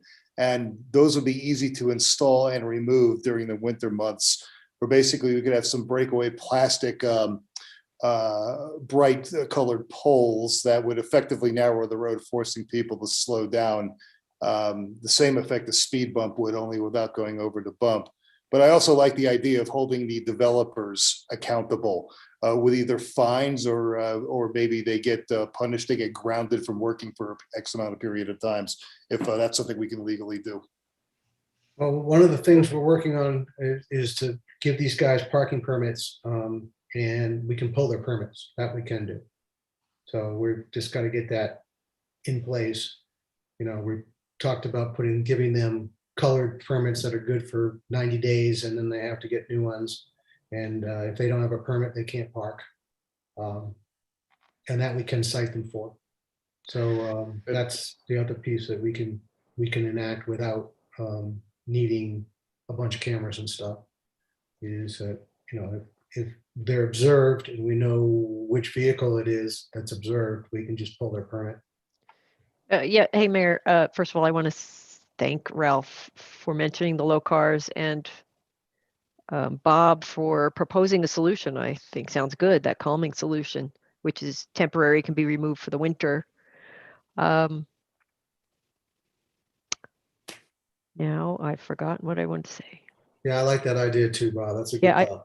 It is good. So, oh yeah, yes, your talk of permits reminded me that at one point we were considering an ordinance to ban parking. Is that coming back? Yes, it's coming back. It's just has with a number of larger issues on the plate, Chris. We just haven't got to it. Okay, Hopefully, again, as I get, if we are successful in hiring the staff that the candidate that we're looking at, I think that we can move that up the list. Yeah, it feels like the issuing of permits to park for construction activities would tie into that ordinance that we had considered about preventing parking on roads that are too narrow to accommodate it, and perhaps by exception issue permits on temporary basis. So long as we also allow enforcement. Exactly. It all comes down to enforcement. Sheriff's Department, because they're not in town enough. But if Kent can drive by the sites and cite any vehicle without a parking permit or that's parked in the wrong place, then that'll clean it up quickly. It'll clean up the parking. I don't know if it'll clean up the speeding, but well, but to your point, if a vehicle is observed speeding and is reported, then we can pull those permits, and they're fined if they continue to park without a permit. We're going to be working with staff about issuing the ACE violations that we talked a little bit about, like when we just changed our nuisance code. And we will also address this issue when we do that training with staff. And then next month we can give you an update in terms of how it's being implemented. But we think that there's an ability to definitely for the parking and likely also for speeding that is witnessed by our code enforcement as opposed to the sheriff's office. We can issue administrative citations. And so that might be a great solution. Yeah, it sounds great. Thank you, Polly. Would that also extend to council? Because, you know, if council notices and reports something, is that enforceable? We'll look into it. I don't know that you guys want to start issuing code violations. We need to make sure that we have everyone trained in terms of the evidence. You'd have to be able to be available for any appeal of it. I don't know that that would be my recommendation, but we can look into that possibility. Yeah, we're not currently on the list of code enforcement officers. And maybe that's as it should be based on Polly's description there. I think so. I think Polly's. Thank you. Yeah. That was good. Yeah. Thanks. You know, be careful what you wish for. Yeah. Okay. So thanks for the attention to the emails we received from residents. Don't see any hands up, so I'm going to close public input and move on down the agenda to item 4. Thomas has just got a brief update on what he's discovered in his efforts to figure out how to get a survey done. So Thomas, if you would pop right in here. And sure, I wanted to give you guys a quick update. When we had discussed the dark skies ordinance at the last couple of meetings ago, I guess it was now, the request was to look into an opportunity to kind of do a base assessment, a baseline assessment of where the lighting conditions are, so we would know what is going to need to be replaced over the course of the next 3 to 5 years. And so I had attempted to reach Daniel Mendoza at the University of Utah, who is the lighting expert down there. I think he might be out of town. I've had no luck getting in touch with him over the course of the past few weeks. I did hear that he might have gone out of the country for about 5 or 6 weeks. And so maybe that is part of the issue. But given the fact that I wasn't able to make a contact with him to see if he could get us included as part of the studio that he's doing with Summit County and Park City on dark skies in the fall, I still think that might happen, but I don't have confirmation of that. And so given that I wasn't able to make touch base with him, I did reach out to the mayor of Helper and asked her exactly how did they do theirs, their initial assessment. So she and I connected yesterday, and they used the University of Utah. So I might be in a little bit of a circular motion here now, trying to wait on Daniel Mendoza to get back to us. So I contacted a couple of other communities outside of the state of Utah and just randomly asked them how they've done it. The 2 that responded back have typically bought the light meters themselves, kind of gone out of, they were small communities as well, and they kind of did their own assessment. I think that we can certainly do that if we decide to go that route, but I guess I would say this. I'm hoping that Daniel returns within the next couple of weeks. Based on my earlier conversations a couple of months ago, he does want to include Hideout in the study because the idea of regionalizing the dark skies work for the students is much better than focusing on a single community. So I still have hope that he'll include us and he could do the light assessment, but I will not have probably input for a couple of weeks. It's a question that thanks Thomas for doing all that legwork. I know that I was involved with you and Bruce putting together, Bruce did the heavy lifting, putting together the ordinance that the council would consider. But is this something that could go out to bid just to see if there's anyone out there who could do this work for us? that's a good thought, Chris. I see no downside in putting out a bid for it. we could certainly try. I could do a little bit of research with regard to maybe lighting companies, lighting entities who kind of do this thing. Yeah, we could Yeah. definitely do that. Maybe, because maybe there are companies that do this in an effort to, sell some products. Maybe they come out and then they also have a service to do a assessment. But Yeah. just a thought, because it would be wonderful if we could be included in the regional work that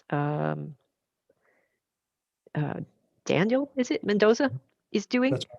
And however, I hesitate to be tied in to that. I would like us just to have options. I know we've got several members of the community who've approached me and have been anxious to see us adopt the dark skies ordinance, because they do have concerns over, all this development coming and in progress and what it's going to do. So I feel like if it'd be great if we could get incorporated with the University of Utah's larger project, but I don't want to be tied to it if for some reason that's not going to work out. No, that's fair. I can do a little bit of research, see if there's a couple of companies that we could reach out to, throw out an RFP and see how they respond. Or even some of the other universities outside of That's the true. one. That's true. So they may also have programs. Okay. I remember we used BYU when we did our general plan. So, there may be other options. Yeah, I can touch base with them as well. Thank you. Okay, thank you, Thomas. Any other comments or questions for Thomas? Thanks. Thanks, Thomas. We're going to go on to item 5, discussion and possible action for Hideout Emergency Operations Plan and Line of Succession. I'm going to turn this over to Polly. Polly, is there content in this package or is it separate? It's separate, but I'm going to turn it over to Cameron, who's been working on this, to give you an update on kind of the status of where things are now and next steps. And there is a line of succession in the state code, but he'll touch on that as well.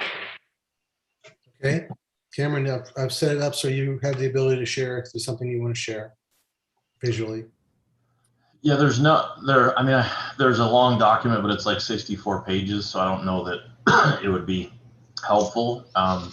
We wanted to just get some direction from the town, and then we can come back with more concrete documents and plans. But essentially, Utah's Emergency Management Act requires the town every year to either pass or re-ratify an emergency operations plan.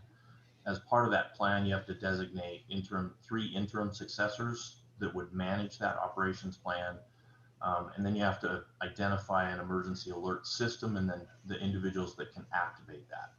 So typically the interim successor plan and the alert plan are contained within the emergency operations plan. So the quickest, most streamlined option is just to pass an emergency operations plan that contains all the other stuff, and then it'll be done. Currently, Wasatch County has an emergency operations plan, and so I think an option is to adopt that plan. We can circulate that to the council and the mayor to look at and review, or the town can also just come up with their own that's tailor-made to Hideout. I think the issue to keep in mind there is anyone that you're going to designate as an interim successor has to have a minimum amount of training in the National Incident Management System and Incident Command System. It's the nationwide emergency operations process and policies to run these things. Because when something happens of this emergency operations nature, you've got the local control, and then you've got county, and you've got state and federal. And so in order to keep that, avoid duplication of effort and keep the process streamlined, that National Incident Management System is used. And so Wasatch County has a full-time employee that is the emergency operations manager. They have a line of succession that they identify, all of those people would interface with the town leadership during that emergency. And so I think it just comes down to whether or not you want to adopt Wasatch County's after you look at it, or if you want your own plan to be drafted and adopt that.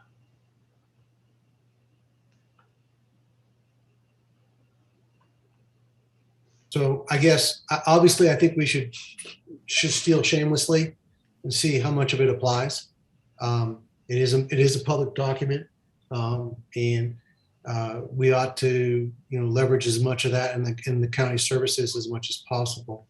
While I personally have some of that training that you described from prior experience from an industry side of it, but running hazardous processes, you get quite connected to the community's emergency plans, since you're probably the reason they have one. Anyway, that aside, I think the right place for that to go is probably after we review it, because we have to keep it up, as you say, and make sure that our portion of the puzzle stays correct. So somewhere in staff, we'll have to figure out where that belongs. The other thing that I would say is, lost my train of thought here for a second, but do these get, are these emergency plans turned into the state anywhere or to somewhere? Yes, so the statute requires that the towns submit that to the state emergency management division. And so there should be an ability for us to look in the history of Hideout and see if there was ever one done. Correct. So let's make a note to do that.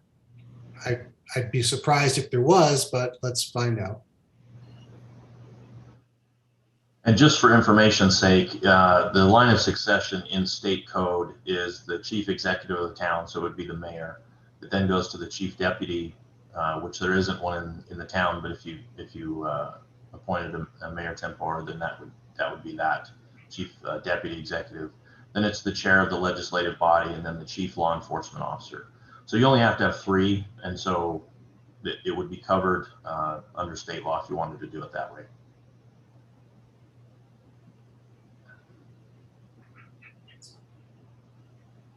Yeah, again, we don't have full-time law enforcement. We'd have to determine whether or not our relationship with Wasatch County would enable us to, have the sheriff, be the person or not, or whoever his deputies. But and we can certainly identify, a mayor pro tem, which is on the agenda for later tonight anyway. So at least talk about that. So. And to your point about the keeping it updated, Wasatch County is in the process of updating theirs now. So even if you adopt it and it's not complete, if you adopt it, then the changes can take effect as it's updated, etc. So it is an ongoing yearly process. I think let's start with let's get the council either a link or a copy of the Wasatch Plan. Hey, I'm looking at it right now, and it's dated February 2009, and it also has a South Jordan City header. It's just a mess online. So can you get us that actual plan? Yeah, so I've talked to the Wasatch County's emergency operations manager. He sent me a copy of the plan. It's dated 2013. They've updated it as recently as 2016 and 2018. And so I can send you the most recent copy that I have from them. That would be great. I think the council would like to see that. I'm speaking for everyone, but I know I would like to see that. Yeah, I'm happy to do it. Yeah, that would be my recommendation as well. First step, let us see what's already there that we can leverage. And after reviewing it, we'll get a better sense of whether or not there needs to be something extra specific for Hideout or not, versus what's there if we can just adopt without any modification from a Hideout perspective, other than the naming of the local municipal key officers. So, okay, that's very good. Can I make a comment here? It's tied into this. I was watching, I believe it was on Sunday morning, but it was some show, and they were talking about what happens if, you know, a fire hits or an earthquake, which, by the way, one just happened in California. But anyhow, what do residents do? I mean, I know we need to be notified about how to get out and everything, but there's a website, it's called ready.gov. And I went on to it, and it's 2 pages of things that you need to prepare in your home if you need to evacuate. And so I had a little bit of spare time. It took me about a half a day, and I put together 2 really quite small duffel bags.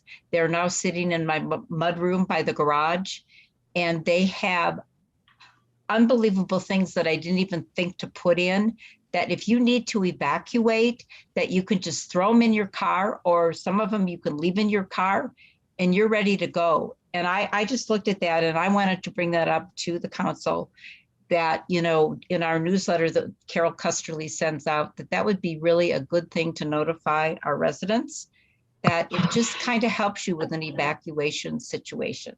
So, and I'm happy to work on that with Carol, or, you know, whatever I need to do, but it gives you a little bit of peace of mind that if something happens, boom, you can be out of there and you've got some important stuff in your car.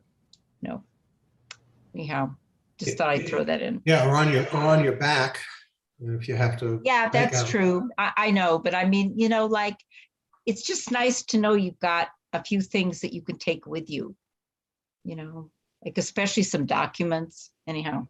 That's great, Carol. That's a handy thing to know, and I think we can certainly get that broadcast.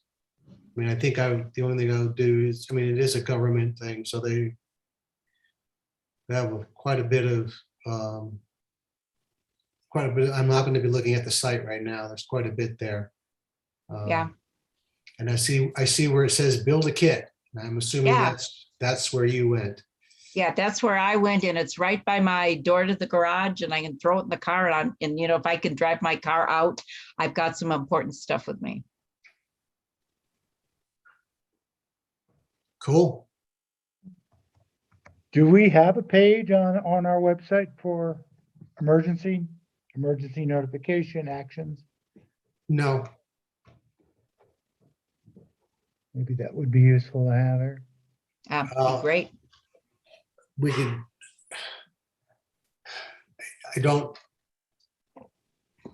I think we could put information out there, but we have to figure out I'm trying to say. So there are notifications that come from the state and so forth, but we're typically not the ones providing those. FEMA, county, those kinds of people do that.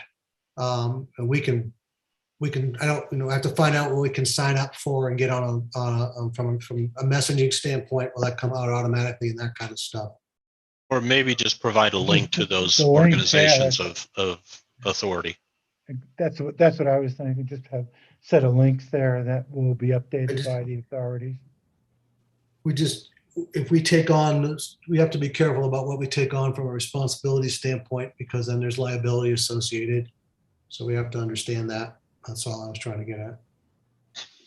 And some of that notification would be outlined in the emergency operations plan. The state has a statewide emergency notification system. And so if the plan designates that state system, then that's the one that the town would use if it was necessary to use. So there is a way to do that separately from the town's website or something like that. Okay. Those are good thoughts. Well, so we're going to do some research on whether or not Hideout ever actually published a plan in its 12, 14-year history, whatever we are. 2, you're going to send us the Wasatch County plan, and then we'll also do some work on understanding what, after, as you've been talking with the emergency operations manager there, what the process is, if there is a notification type tree that they use or whatever, how do we make sure that we're on that so that, we get that information as quickly as they broadcast it. Okay. Other questions from council?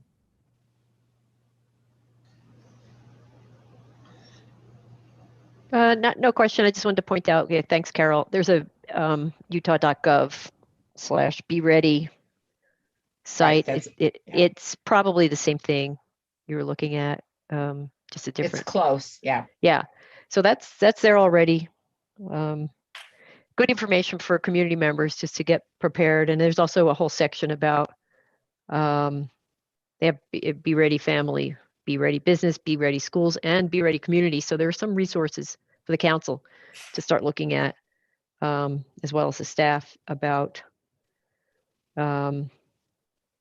public officials' guide to disasters, et cetera. So there's already information for us to at least get educated now.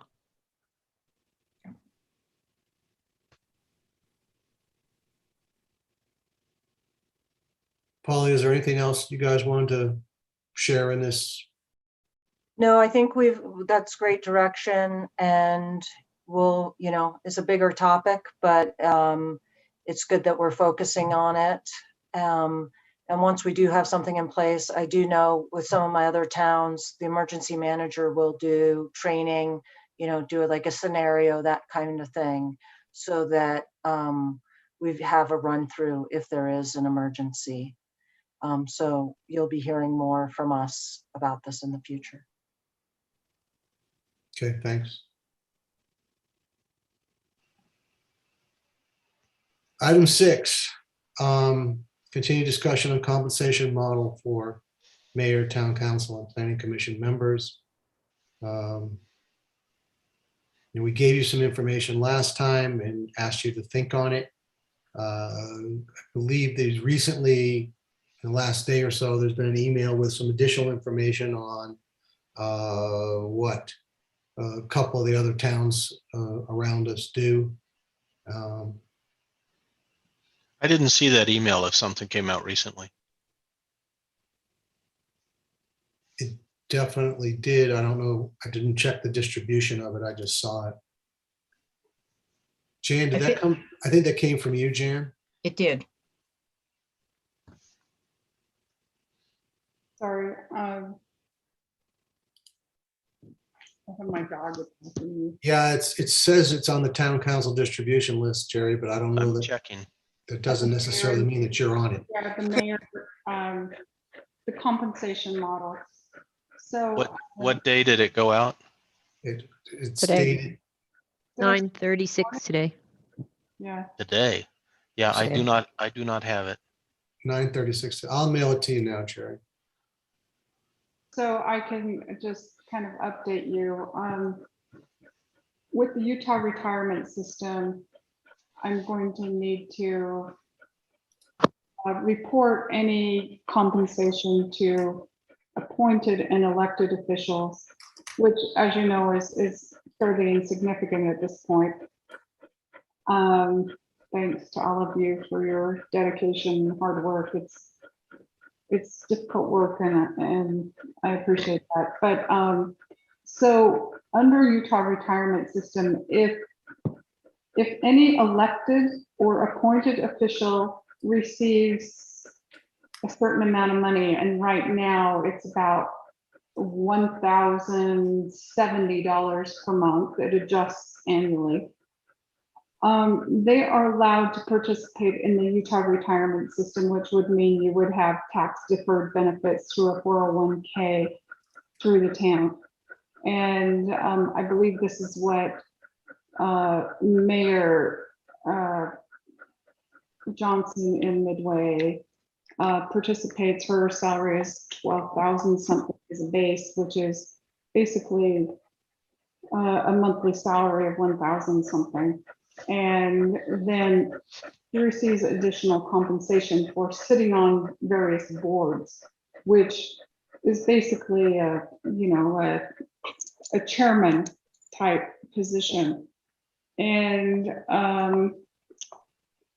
Mayor Potter, I wasn't able to catch up on our lunch meeting. She had a personal obligation with her family. So her compensation is 22 some thousand, and I don't know what the background is on that, or what the council receives in payment. But I think we could tap into this Utah retirement system and maybe do a hybrid type version, and have, the mayor has these initiatives that he's come up with, like a trails committee, an economic development committee, these town priorities. And we could ask our council members to participate at the level of chairing one of these commissions or these boards. And I know Jerry has spent significant time in this infrastructure committee. So, I mean, $1,000 a month seems an insignificant amount of payment, but it is something, especially when you combine it with a Utah retirement system and incentivize it with tax deferred benefit. So it's possible we could come up with a hybrid type plan, and each of you have passions in the town. And we have a trails committee, we have economic development committee, we have these people who could be compensated at some level, not nearly what they deserve, but there's some compensation through that. So I mean, if you gave mayor and council $1,000 a month, and then you gave planning commission $500 a month, you'd be dealing at $108,000 a year in just wages, without the added cost of contributing to a retirement plan, et cetera. So, I think we got to kind of, maybe we have to back into this a little bit as well. I mean, we know it's relatively insignificant today at $50 for council per meeting, and nothing for planning commission. But I don't know, I think we have to think of it from a budget perspective. Where would we be comfortable doing, what kind of number would we be comfortable going after, recognizing that maybe the only way to make that happen is to raise taxes. So that's the challenge. I think it would be a win-win, Mayor. I think to be able to compensate people who put these incredible amounts of time in and get some tax deferred benefit, especially because we have professionals in the town who have working lives, and then to be able to take advantage of a tax deferred type of product could be enough incentive to engage people in fulfilling their passions within town. And I think it just is a win-win. We would benefit times 10. I don't deny it, Chris. I'm sorry, Jan. I agree. I mean, I think everybody works very hard, and it would be nice to provide something for them. And if that, we'll open it up for council input. I think $1,000 a month or $12,000 a year is a lovely target. I just got to figure out where the money's coming from. Right.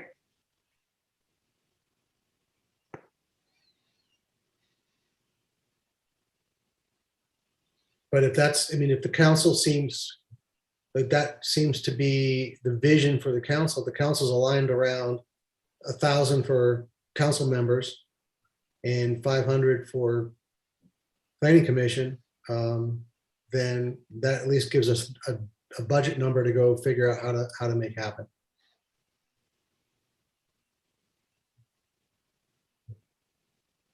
We have a budget committee meeting on Monday at 6 p.m. and perhaps we we, Well, let's get council input and see where their Okay. heads go. okay, Then we'll deal with the budgeting issues. But So help me understand this, because I just briefly read this email that the mayor forwarded to me. So there's some threshold over which there's some benefits that have to be paid out as well. Is that essentially the gist of it? well, it's voluntary. If you want, if you get above the 1,200 or whatever the number is this year, 1,271 or something. it's less than 1,100 per month. Okay. 1070 or something. Yeah. Okay. So all right. So $1,100 a month. If you get that, then you have the option to participate in the retirement plan, which is a combination of publicly funded piece plus your own like a 401k from that side. So basically, the town becomes an employer, and it already is, but it becomes one that's paying $13,000 a year or whatever it is for that job, and you get to decide if you want to put some of your $13,000 into that 401k, and then the town also has to put some money in. And then you have the option to get it back at some point in the future when you quote retire. Okay, I will, go ahead, Jen. It does not compete with individual IRAs. No, right. No. You can maximize your IRA contribution and take advantage of the Utah retirement system. Aren't you limited by federal law to for 401s at least to $26,000 a year? And that's the super max if you're over a certain age. So I don't know if, again, I think there's some limitations, Jan, on this, but. Yes, I'm Ralph, not you're sure. absolutely right. And they change yearly. So it just depends. I mean, in democratic years, we have liberal amounts and changes. And so this is something that has to be, we have to dial down and understand the limitations, obviously, but that is controlled by Utah retirement systems. It's not extra burden on the town. So I'll say, as someone who has served both Planning Commission and Town Council and chaired the Planning Commission, that Planning Commission works every bit as hard as Council does, and the chair of the Planning Commission and the mayor work even harder. So if we're going to compensate, I think the mayor and the Planning Commission chair need to be at a higher level, and the Council and Planning Commission need to be a little more equitable in terms of the amount that they're provided.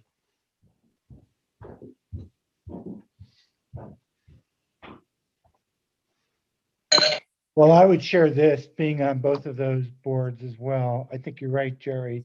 I think to me, the question becomes, what can we afford? I think that's to your point, Mayor. I don't see where we've kind of put that estimate, across the number of people.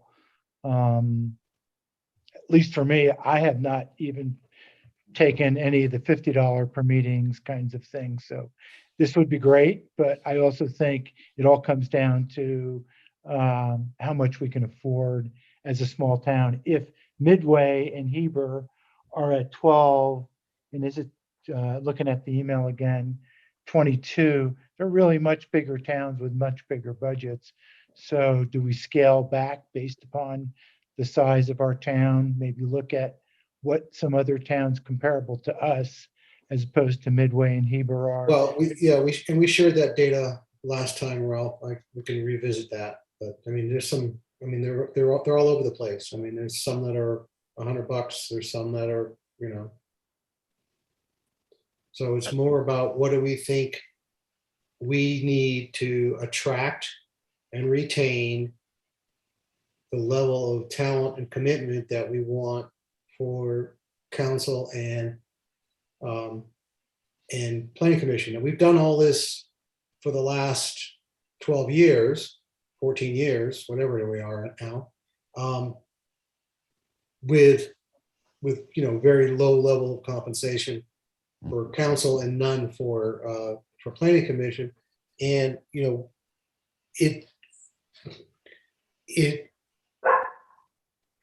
it hasn't stopped us from trying to do a good job, but I agree that as the town gets more complicated and the level of effort needs to continue to be at this level, I think it wears you down.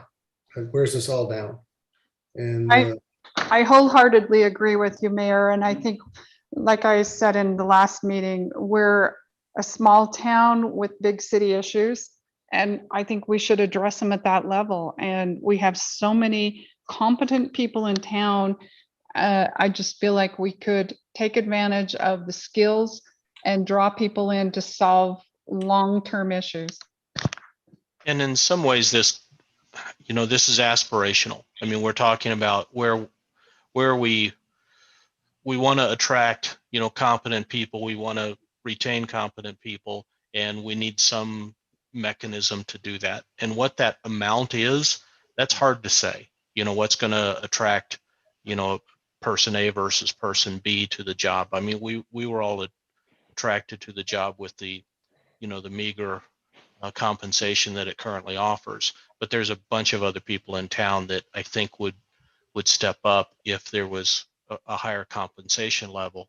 What that is, I don't know. And maybe that's an adjustable or sliding scale as based upon the town size or something along those lines, or the town budget or something that, we set an aspirational goal and provide a scale that gets us there based upon some, budgetary number or something.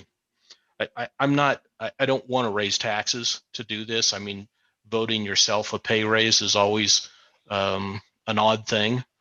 So I don't really want to increase a tax burden. But as our town grows, the amount of tax that comes in terms of revenue is going to increase. And, God willing, commercial comes to town and we have something there as well. So, if there's some way that we can tie it to our revenues, maybe that's an option. I like the thought process, Jerry, a percent of revenue. I mean, saying that we can afford to take, I don't know, just pick a number out of the sky, 1% of revenue or whatever that is, and divvy it up, or 2%, some relatively, right? Yep. Well, figuring that our budget's around, $1.5 million, give or take a few $100,000, that's $30,000 to be split across the boards in some equitable manner. Is that correct? Well, I agree with you on the 1.5, but I don't know where you got the 2%. Because you said, I'm sorry, I didn't get, I'm just, Yeah, so that would be like, roughly call it 30. Which is, we're talking about the numbers we were talking about earlier. We need 100,000, so we'd have to do more like 5% to get in that range. Yeah, I mean, whatever that percentage is, that's something maybe the budget committee could work on figuring out what a reasonable percentage is without impacting or overly impacting the rest of the budget. And, maybe that's I think that's a great idea, Jerry. We can also we can figure out what these other municipalities' percent of their budget is as well, because they're all public budgets. So we can do that work and say, in the town of Heber, $22,000 is not a lot of money, given that their budget, from a percentage basis, given that their budget is, 10 times our size.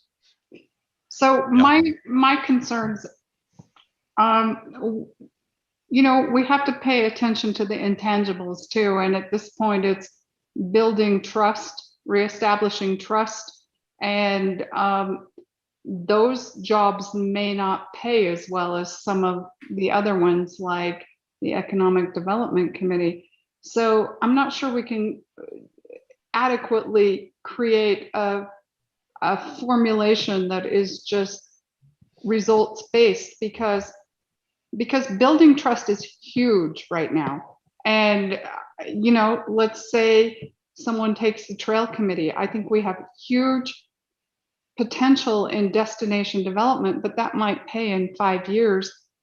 And, you know, we might build a hotel like in 2.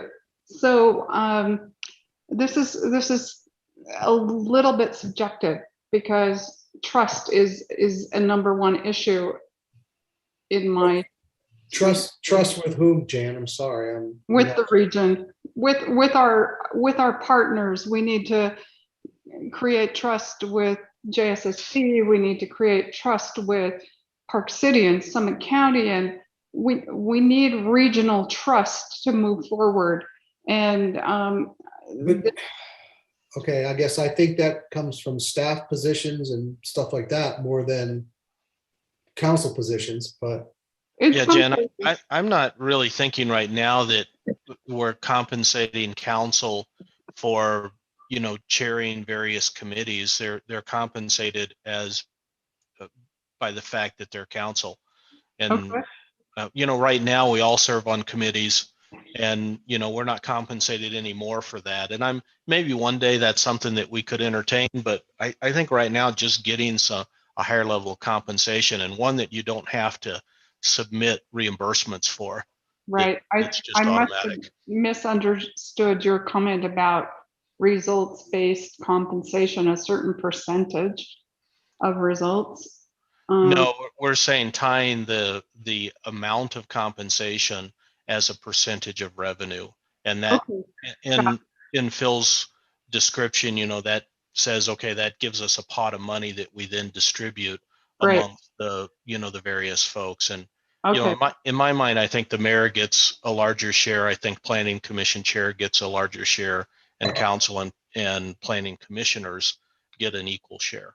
Okay. That's my assessment of how that money should be divvied out, but y'all may have different viewpoints. Got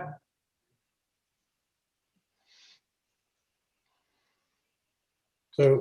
So I think that's great input, guys. Let me, I'll take this one with Jan, and we'll put together a couple of scenarios from a percent of revenue based on some homework we do with review in other communities, and do a low, medium, you know, low and medium and high based on the data we've collected, and see where that comes out to as a percent of our budget, and decide. We come back and talk about, you know, would it be unreasonable to earmark 5% of revenue towards compensation, you know, or would it be, you know, 3%, 5%, 8%? I don't know. We'll run the numbers, and based on the data we see from the surrounding communities, and we can look at it holistically that way as it rolls back into our budget number. So I think that'll give us a good sense, because I think, you know, I think the community would probably be, at least as a community member, I'm not sure that I would. I don't know where I would be comfortable saying, you know, if I reviewed the annual budget of my municipality and they wanted 10% of revenue for salaries of council, and, you know, is that good or bad? I don't know. I'd have to look at that and look at other places I've lived and figure out what I was paying through my tax dollars and get a sense of, am I being outrageous or not? I don't know what it comes out to. But I mean, that's the kind of thought process we got to take it to, is as a taxpayer, you know, if you live in Park City, what percent of your tax dollars is going to not staff, but to, you know, elected officials? In all forms.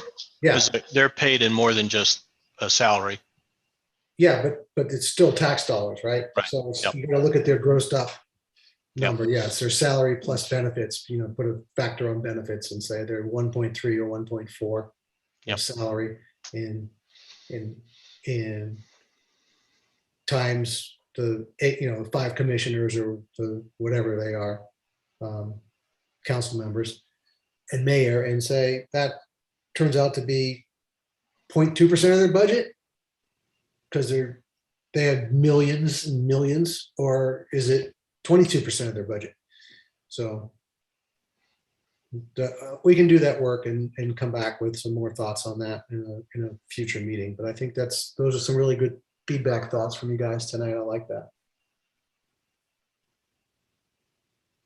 It'd be really useful to have a little spreadsheet, I think. Yeah, that's what I'm thinking, Ralph. We'll kind of put it all down and say, here are the bottom third of the paying communities average, the middle third and the upper third, and how that is, how that would roll as a percent of our budget. Yeah, and maybe collect some data on whether other commissioners like the planning board are being paid in those domains. Yeah, we have that info. Yeah, okay. So I'm just going to throw this in just because I was on Park City's Planning Commission for over 5 years. And this was in the 80s. Okay. So in the 80s, the planning commissioners met twice a month and we got a stipend of $75 for each meeting. I mean, but that was back in the 80s. So inflation, whatever. I mean, I remember that distinctly. They're up to $100 now, but one thing that maybe also could be useful to you is I know that Park City had a special committee, like a blue ribbon committee about council salaries. And maybe it'd be worth just reading their report to give this council just some input in terms of community thoughts on amounts. And because obviously it is a bit of a balance where you want to attract good people and the idea of also attracting younger people so that, can afford to serve, which is an issue. yeah, so Polly, if you can give us a link to that, that'd be great. We'll definitely take a look at that. Absolutely. I read an article to that effect, and it was for Park City. I think they raised the mayor's salary for exactly that reason, if I remember correctly. So, but of course, I don't know who put up the 85, Jan, maybe that was you. That's all based upon an $85 million budget. So it's almost not comparable to us. But again, as a percent of their, of their revenue, we can at least get a sense of their compensation to elected officials and elected appointed officials is X percent of that 85 million. So we'll pull some numbers and see where we are. Okay. Good discussion. Other thoughts?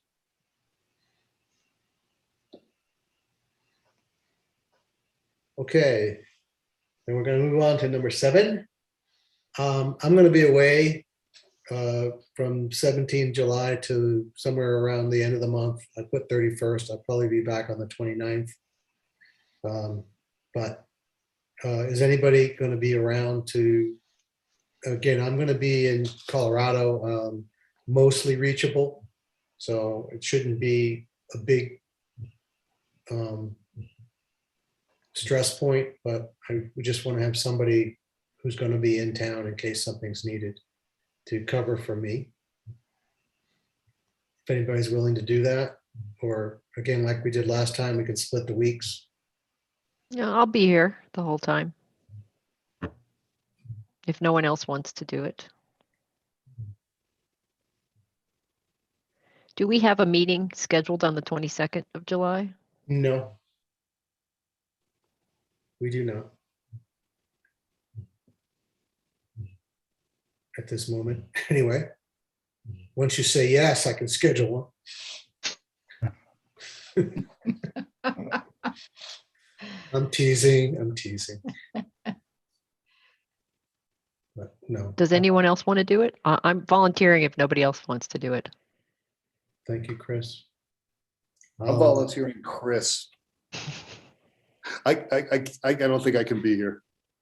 Thank you, Chris. we'll take that. Again, I'm reachable and for most of it, and maybe a day or so on the weekend, then I'm up where the phone isn't working, but in general, I'm around. So hopefully it won't interfere with you in any significant way, and at least that way we'll have somebody in place. So I appreciate that, and That's kind of where I was asking earlier about procedures. Do we have written procedures? You know, what does the mayor do and participate in during that time? So that would be helpful. the mayor. We're working on it, Chris. But the question is, so there's a lot of, we call this at work tribal knowledge about who does what. So just the question to you, Mayor, is There's where are the keys is really what I just need to know should something be needed. Okay. Maybe we should have a talk about that. I'll put together a cheat sheet, Chris. Okay. I think you have an awesome staff.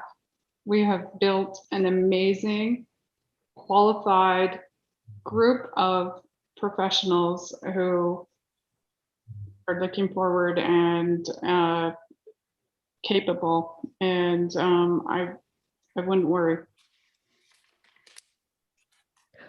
I'm not worried. I've done the pro tem a bunch of times. I used to have to sign checks, which I guess I'm probably not going to be needed to do that this time. But just to for myself or for anyone else who's temporarily installed in that role during for a time window, it would be good to know. I know I've received the phone list. I get that periodically, so I know how to reach people. But it would be good to just feel a little bit more prepared should there be some dire emergency. Okay. So doesn't this tie in to number 8 on the agenda? Well, number 8 ties into the emergency preparedness as well. But right now I'm covering the short-term gap. And then we have to decide what it means to be the vice mayor, for lack of better terminology. I think deputy mayor. I mean, we don't have that in our structure, but for all intents and purposes, do we want to identify someone on the council who would be quote unquote deputy mayor? I think Karen called it chief deputy. Okay. And so that would be the person that we're talking about in item number 8, correct?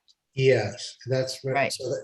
So that would be, as part of the succession, the emergency succession, line of succession in case of emergencies or of any kind, including the fact that, I drive off the road and don't regain consciousness. So. I mean, I'd like to talk about Chris taking over that position as well. I mean, she served as the pro tem for a number of terms, not terms, but different times. And she seems to have the best background. And I'd just like to see her continue with that. And if she needs more training, I mean, Chris, I don't know if you have enough time, but I feel very secure in the fact that you could take it over after Phil if Phil couldn't do it, just because you've done it so much. You've got the experience. And I want to hear from other council members. And Jerry would have it too, but most unfortunately, Jerry is leaving us. So, we do to get someone in place. And I don't know if other council members are comfortable with Chris. I think you need to get a council member. I don't feel that I'm competent. I just haven't served long enough. I don't know how Ralph feels. I don't know how Bob feels, but I'd like to hear from them too. I nominate Chris. I'm all aboard with Chris as well. So Sorry, Okay, Chris. yeah. here, Carol. By And here, Chris. acclamation, hopefully Chris will take over number 8 and number 7, and we have it resolved. Yeah, yes, I'm willing to do that. Thanks, Carol, for saying such kind things. Yeah, no, I'm willing to do number 8. I don't know how much time the emergency management training takes, but I can I think I can make time for something like that, which is super important for the community. It is, yeah. I just think it would be great. Do we need a nomination, or do we just, do it by acclamation? How do we do it, Phil? I'm going to Polly on that. Okay. Sorry, I'm having, my internet is slow, which is why my video is off. You just do it by nomination, by, make a motion to have Chris be the, what'd you call it, Chief Deputy Mayor? Well, I think, is that, or do we just call it a mayor pro tem? Just Mayor Pro Tem. Yeah. Permanent. Yeah. And then you would vote on it. And just also to say, a lot of towns do that instead of electing someone each time. So it just saves a little bit of time and also allows staff and emergency management to know who to go to if the mayor, is in a movie and there's an emergency and his phone is off or whatever the case may be. So it's not a bad idea. Well, I am pleased to nominate Chris Bear to be our deputy mayor, our mayor pro tem, our permanent mayor pro tem, whatever name you want to call her. So that's my nomination. So I take that as your motion, Carol. Yes, that's my motion. So Yes. does somebody else support that? I second that. Thank you, Bob. Chris, I'm afraid you probably shouldn't vote on this. But I don't know, can she vote on this? I think I can vote on this. Vote on it. Yep. I can vote on it. She has to accept the nomination. I Right. All right, well, suppose, let's so. start with Chris then. Well, since Jerry's out of the running, I'll say yes. Thank you, Chris. Okay, Carol, Definitely say yes. Ralph, Yes. Bob, Yes. thank you. Thank you, Chris. I will put together a cheat sheet. I actually am batching it for a couple of days so I can get that done. And we'll start there. And then, depending on how deep you want to go, we can train you up to be mayor. So that should it happen that I'm no longer able to be mayor, then you can step right in. Like a trainee. I think you're probably a step above a trainee. I think we'll get you above the $11 an hour minimum wage. Chris, you are now officially a MIT. That's the mayor in training. Thank you. Okay. Well, thank you, guys. That's very helpful. Thank you, Chris. The other thing I'll have to do is I'll do a better job of sharing my calendar with you, just because there'll probably be times when we're both off. And again, as long as we're reachable, I think that's okay. It's just that if we're both going to be out in the wilderness somewhere at the same time, we may have to still come back and get somebody else to be pro tem. But we'll deal with that when we see those calendar disconnects. So Carol kind of mentioned a moment ago, and for the benefit of all of you that are listening on YouTube or on the YouTube thing, it's on Jerry Dwinell, our council member, is actually leaving Hideout and moving to the great state of Texas. Moving back to the great state of Texas, but which shows you how much love he has for the great state of Texas. well, And love for family that's in Texas. I understand. And 108 degrees. Yeah, I'm not a fan of that, but I do love my family back there. So, but anyway, so Jerry is going to be leaving the council, and what I wanted to do was share a document for the council's consideration.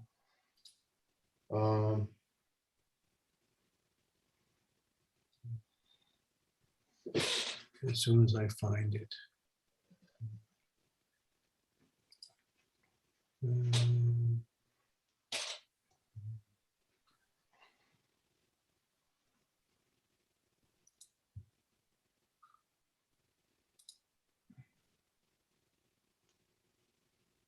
Microsoft Word. Is that it? Let's try sharing that. Are you seeing a resolution? Albeit small, I'm going to make it bigger. But, Thank you. I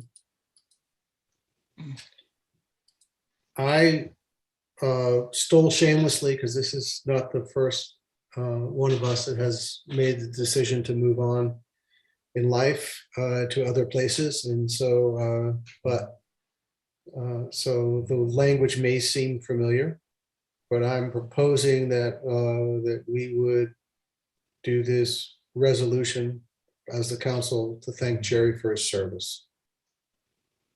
So, whereas Jerry has served as planning commission member since July of 2018 and as a member of town council since January 2020, and whereas Jerry has provided exceptional service and counsel in each of these positions at a time when the town of Hideout required new leadership and energy with few, if any, resources, and whereas Jerry has brought respect, honor, and integrity to the town of Hideout by leading by example, exhibiting the highest level of diligence and maintaining a superior moral character. And whereas Jerry has volunteered numerous hours, incurred personal sacrifice, and exhibited outstanding community spirit in his service, acting as an agent of change. And whereas Jerry Dwinell's sense of humor, kindness, energy, and graciousness has enriched those fortunate enough to know and work with him. And whereas Jerry's unwavering commitment, willingness, and ability to understand and respond to the concerns of people of Hideout has made a substantial contribution to the betterment of the town.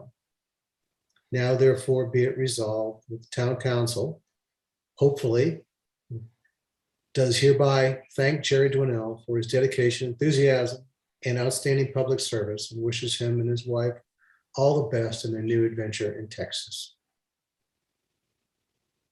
Hear, hear. That's beautifully written. Right. It's gorgeous. Yeah. I say hear, hear to Jerry. Yeah. Jerry, Right. you know that it's impossible to fill your shoes. You're Yeah. essentially irreplaceable. So I don't know what else to say except thank you. You've been a model for us, an inspiration for us, and you have affected so much change in the town. I'm really very sorry to see you go. It's been a pleasure, Jerry, on both boards as well. So, boy, I hope you enjoyed in Texas and there's some place to go fishing. So equally as well as and close as the Jordan. Now to some water. That's one of the criteria for sure. So. Right. Yeah, Well, I think we were lucky that we got you an extra couple of months. You were going to leave a little bit earlier, and so we got the pleasure of you for a couple more months. But we will so sadly miss you and all your expertise. But truly, Jerry, the very best of luck. Thank you so much. It's been my pleasure to serve in all the capacities that I have for the town. I've enjoyed it immensely, and I am going to miss it. Done an outstanding job. No doubt about it. So I think I have to get a motion to approve the resolution that I've just shared. So moved. Thank you, Bob. And a second. I'll second. Thank you, Carol. All in favor? I, Thank you. Thank you very much, everyone. Thank you, Thank you, Jerry. And just for the information, public, again, Jerry, this is, Jerry expires tonight at midnight or 11:59:59, something like that. As of 1 minute after midnight or 1 second after midnight, we have an open council position. There is a document describing what that is. It should, I don't know, have we posted that yet, Alicia? Or is that still, we still waiting for Polly's approval? I think we're still waiting. I was just looking over some technical stuff Okay. under the state law, but it'll get out in the next day or two. So we'll have a notice out shortly, but basically we'll be doing a public meeting for review of any candidates that might like to be on the council.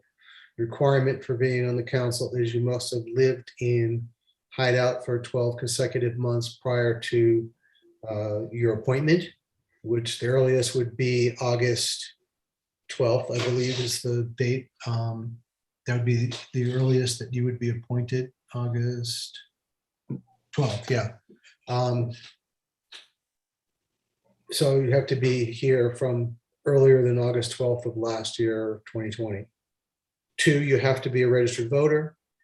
And 3, you have to not be a felon with your voting rights restricted.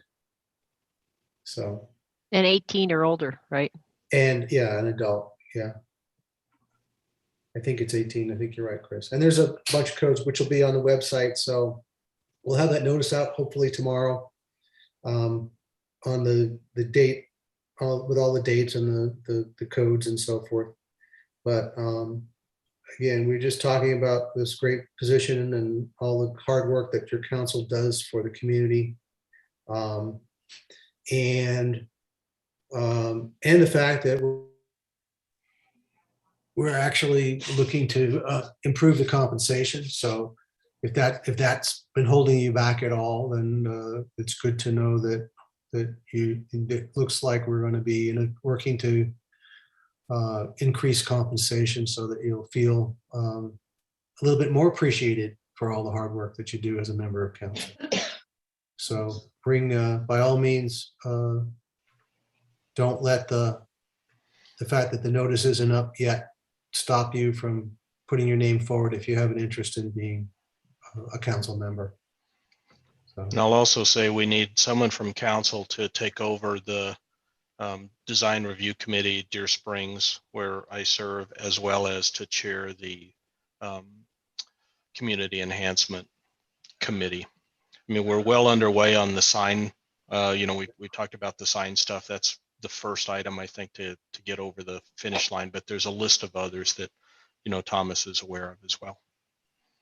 Yeah, appreciate the reminder, Jerry. Thanks. So, okay. So thank you very much again, Jerry, for all your super hard work, and we really do appreciate. I personally really appreciate all the work you've done, because we wouldn't be anywhere near as far along without you. It would just be another thing that we wished we had gotten done earlier. So you really moved the needle, and we thank you for that. So let me go back to the agenda here for a minute. So there are, that brings us to the end of the public agenda.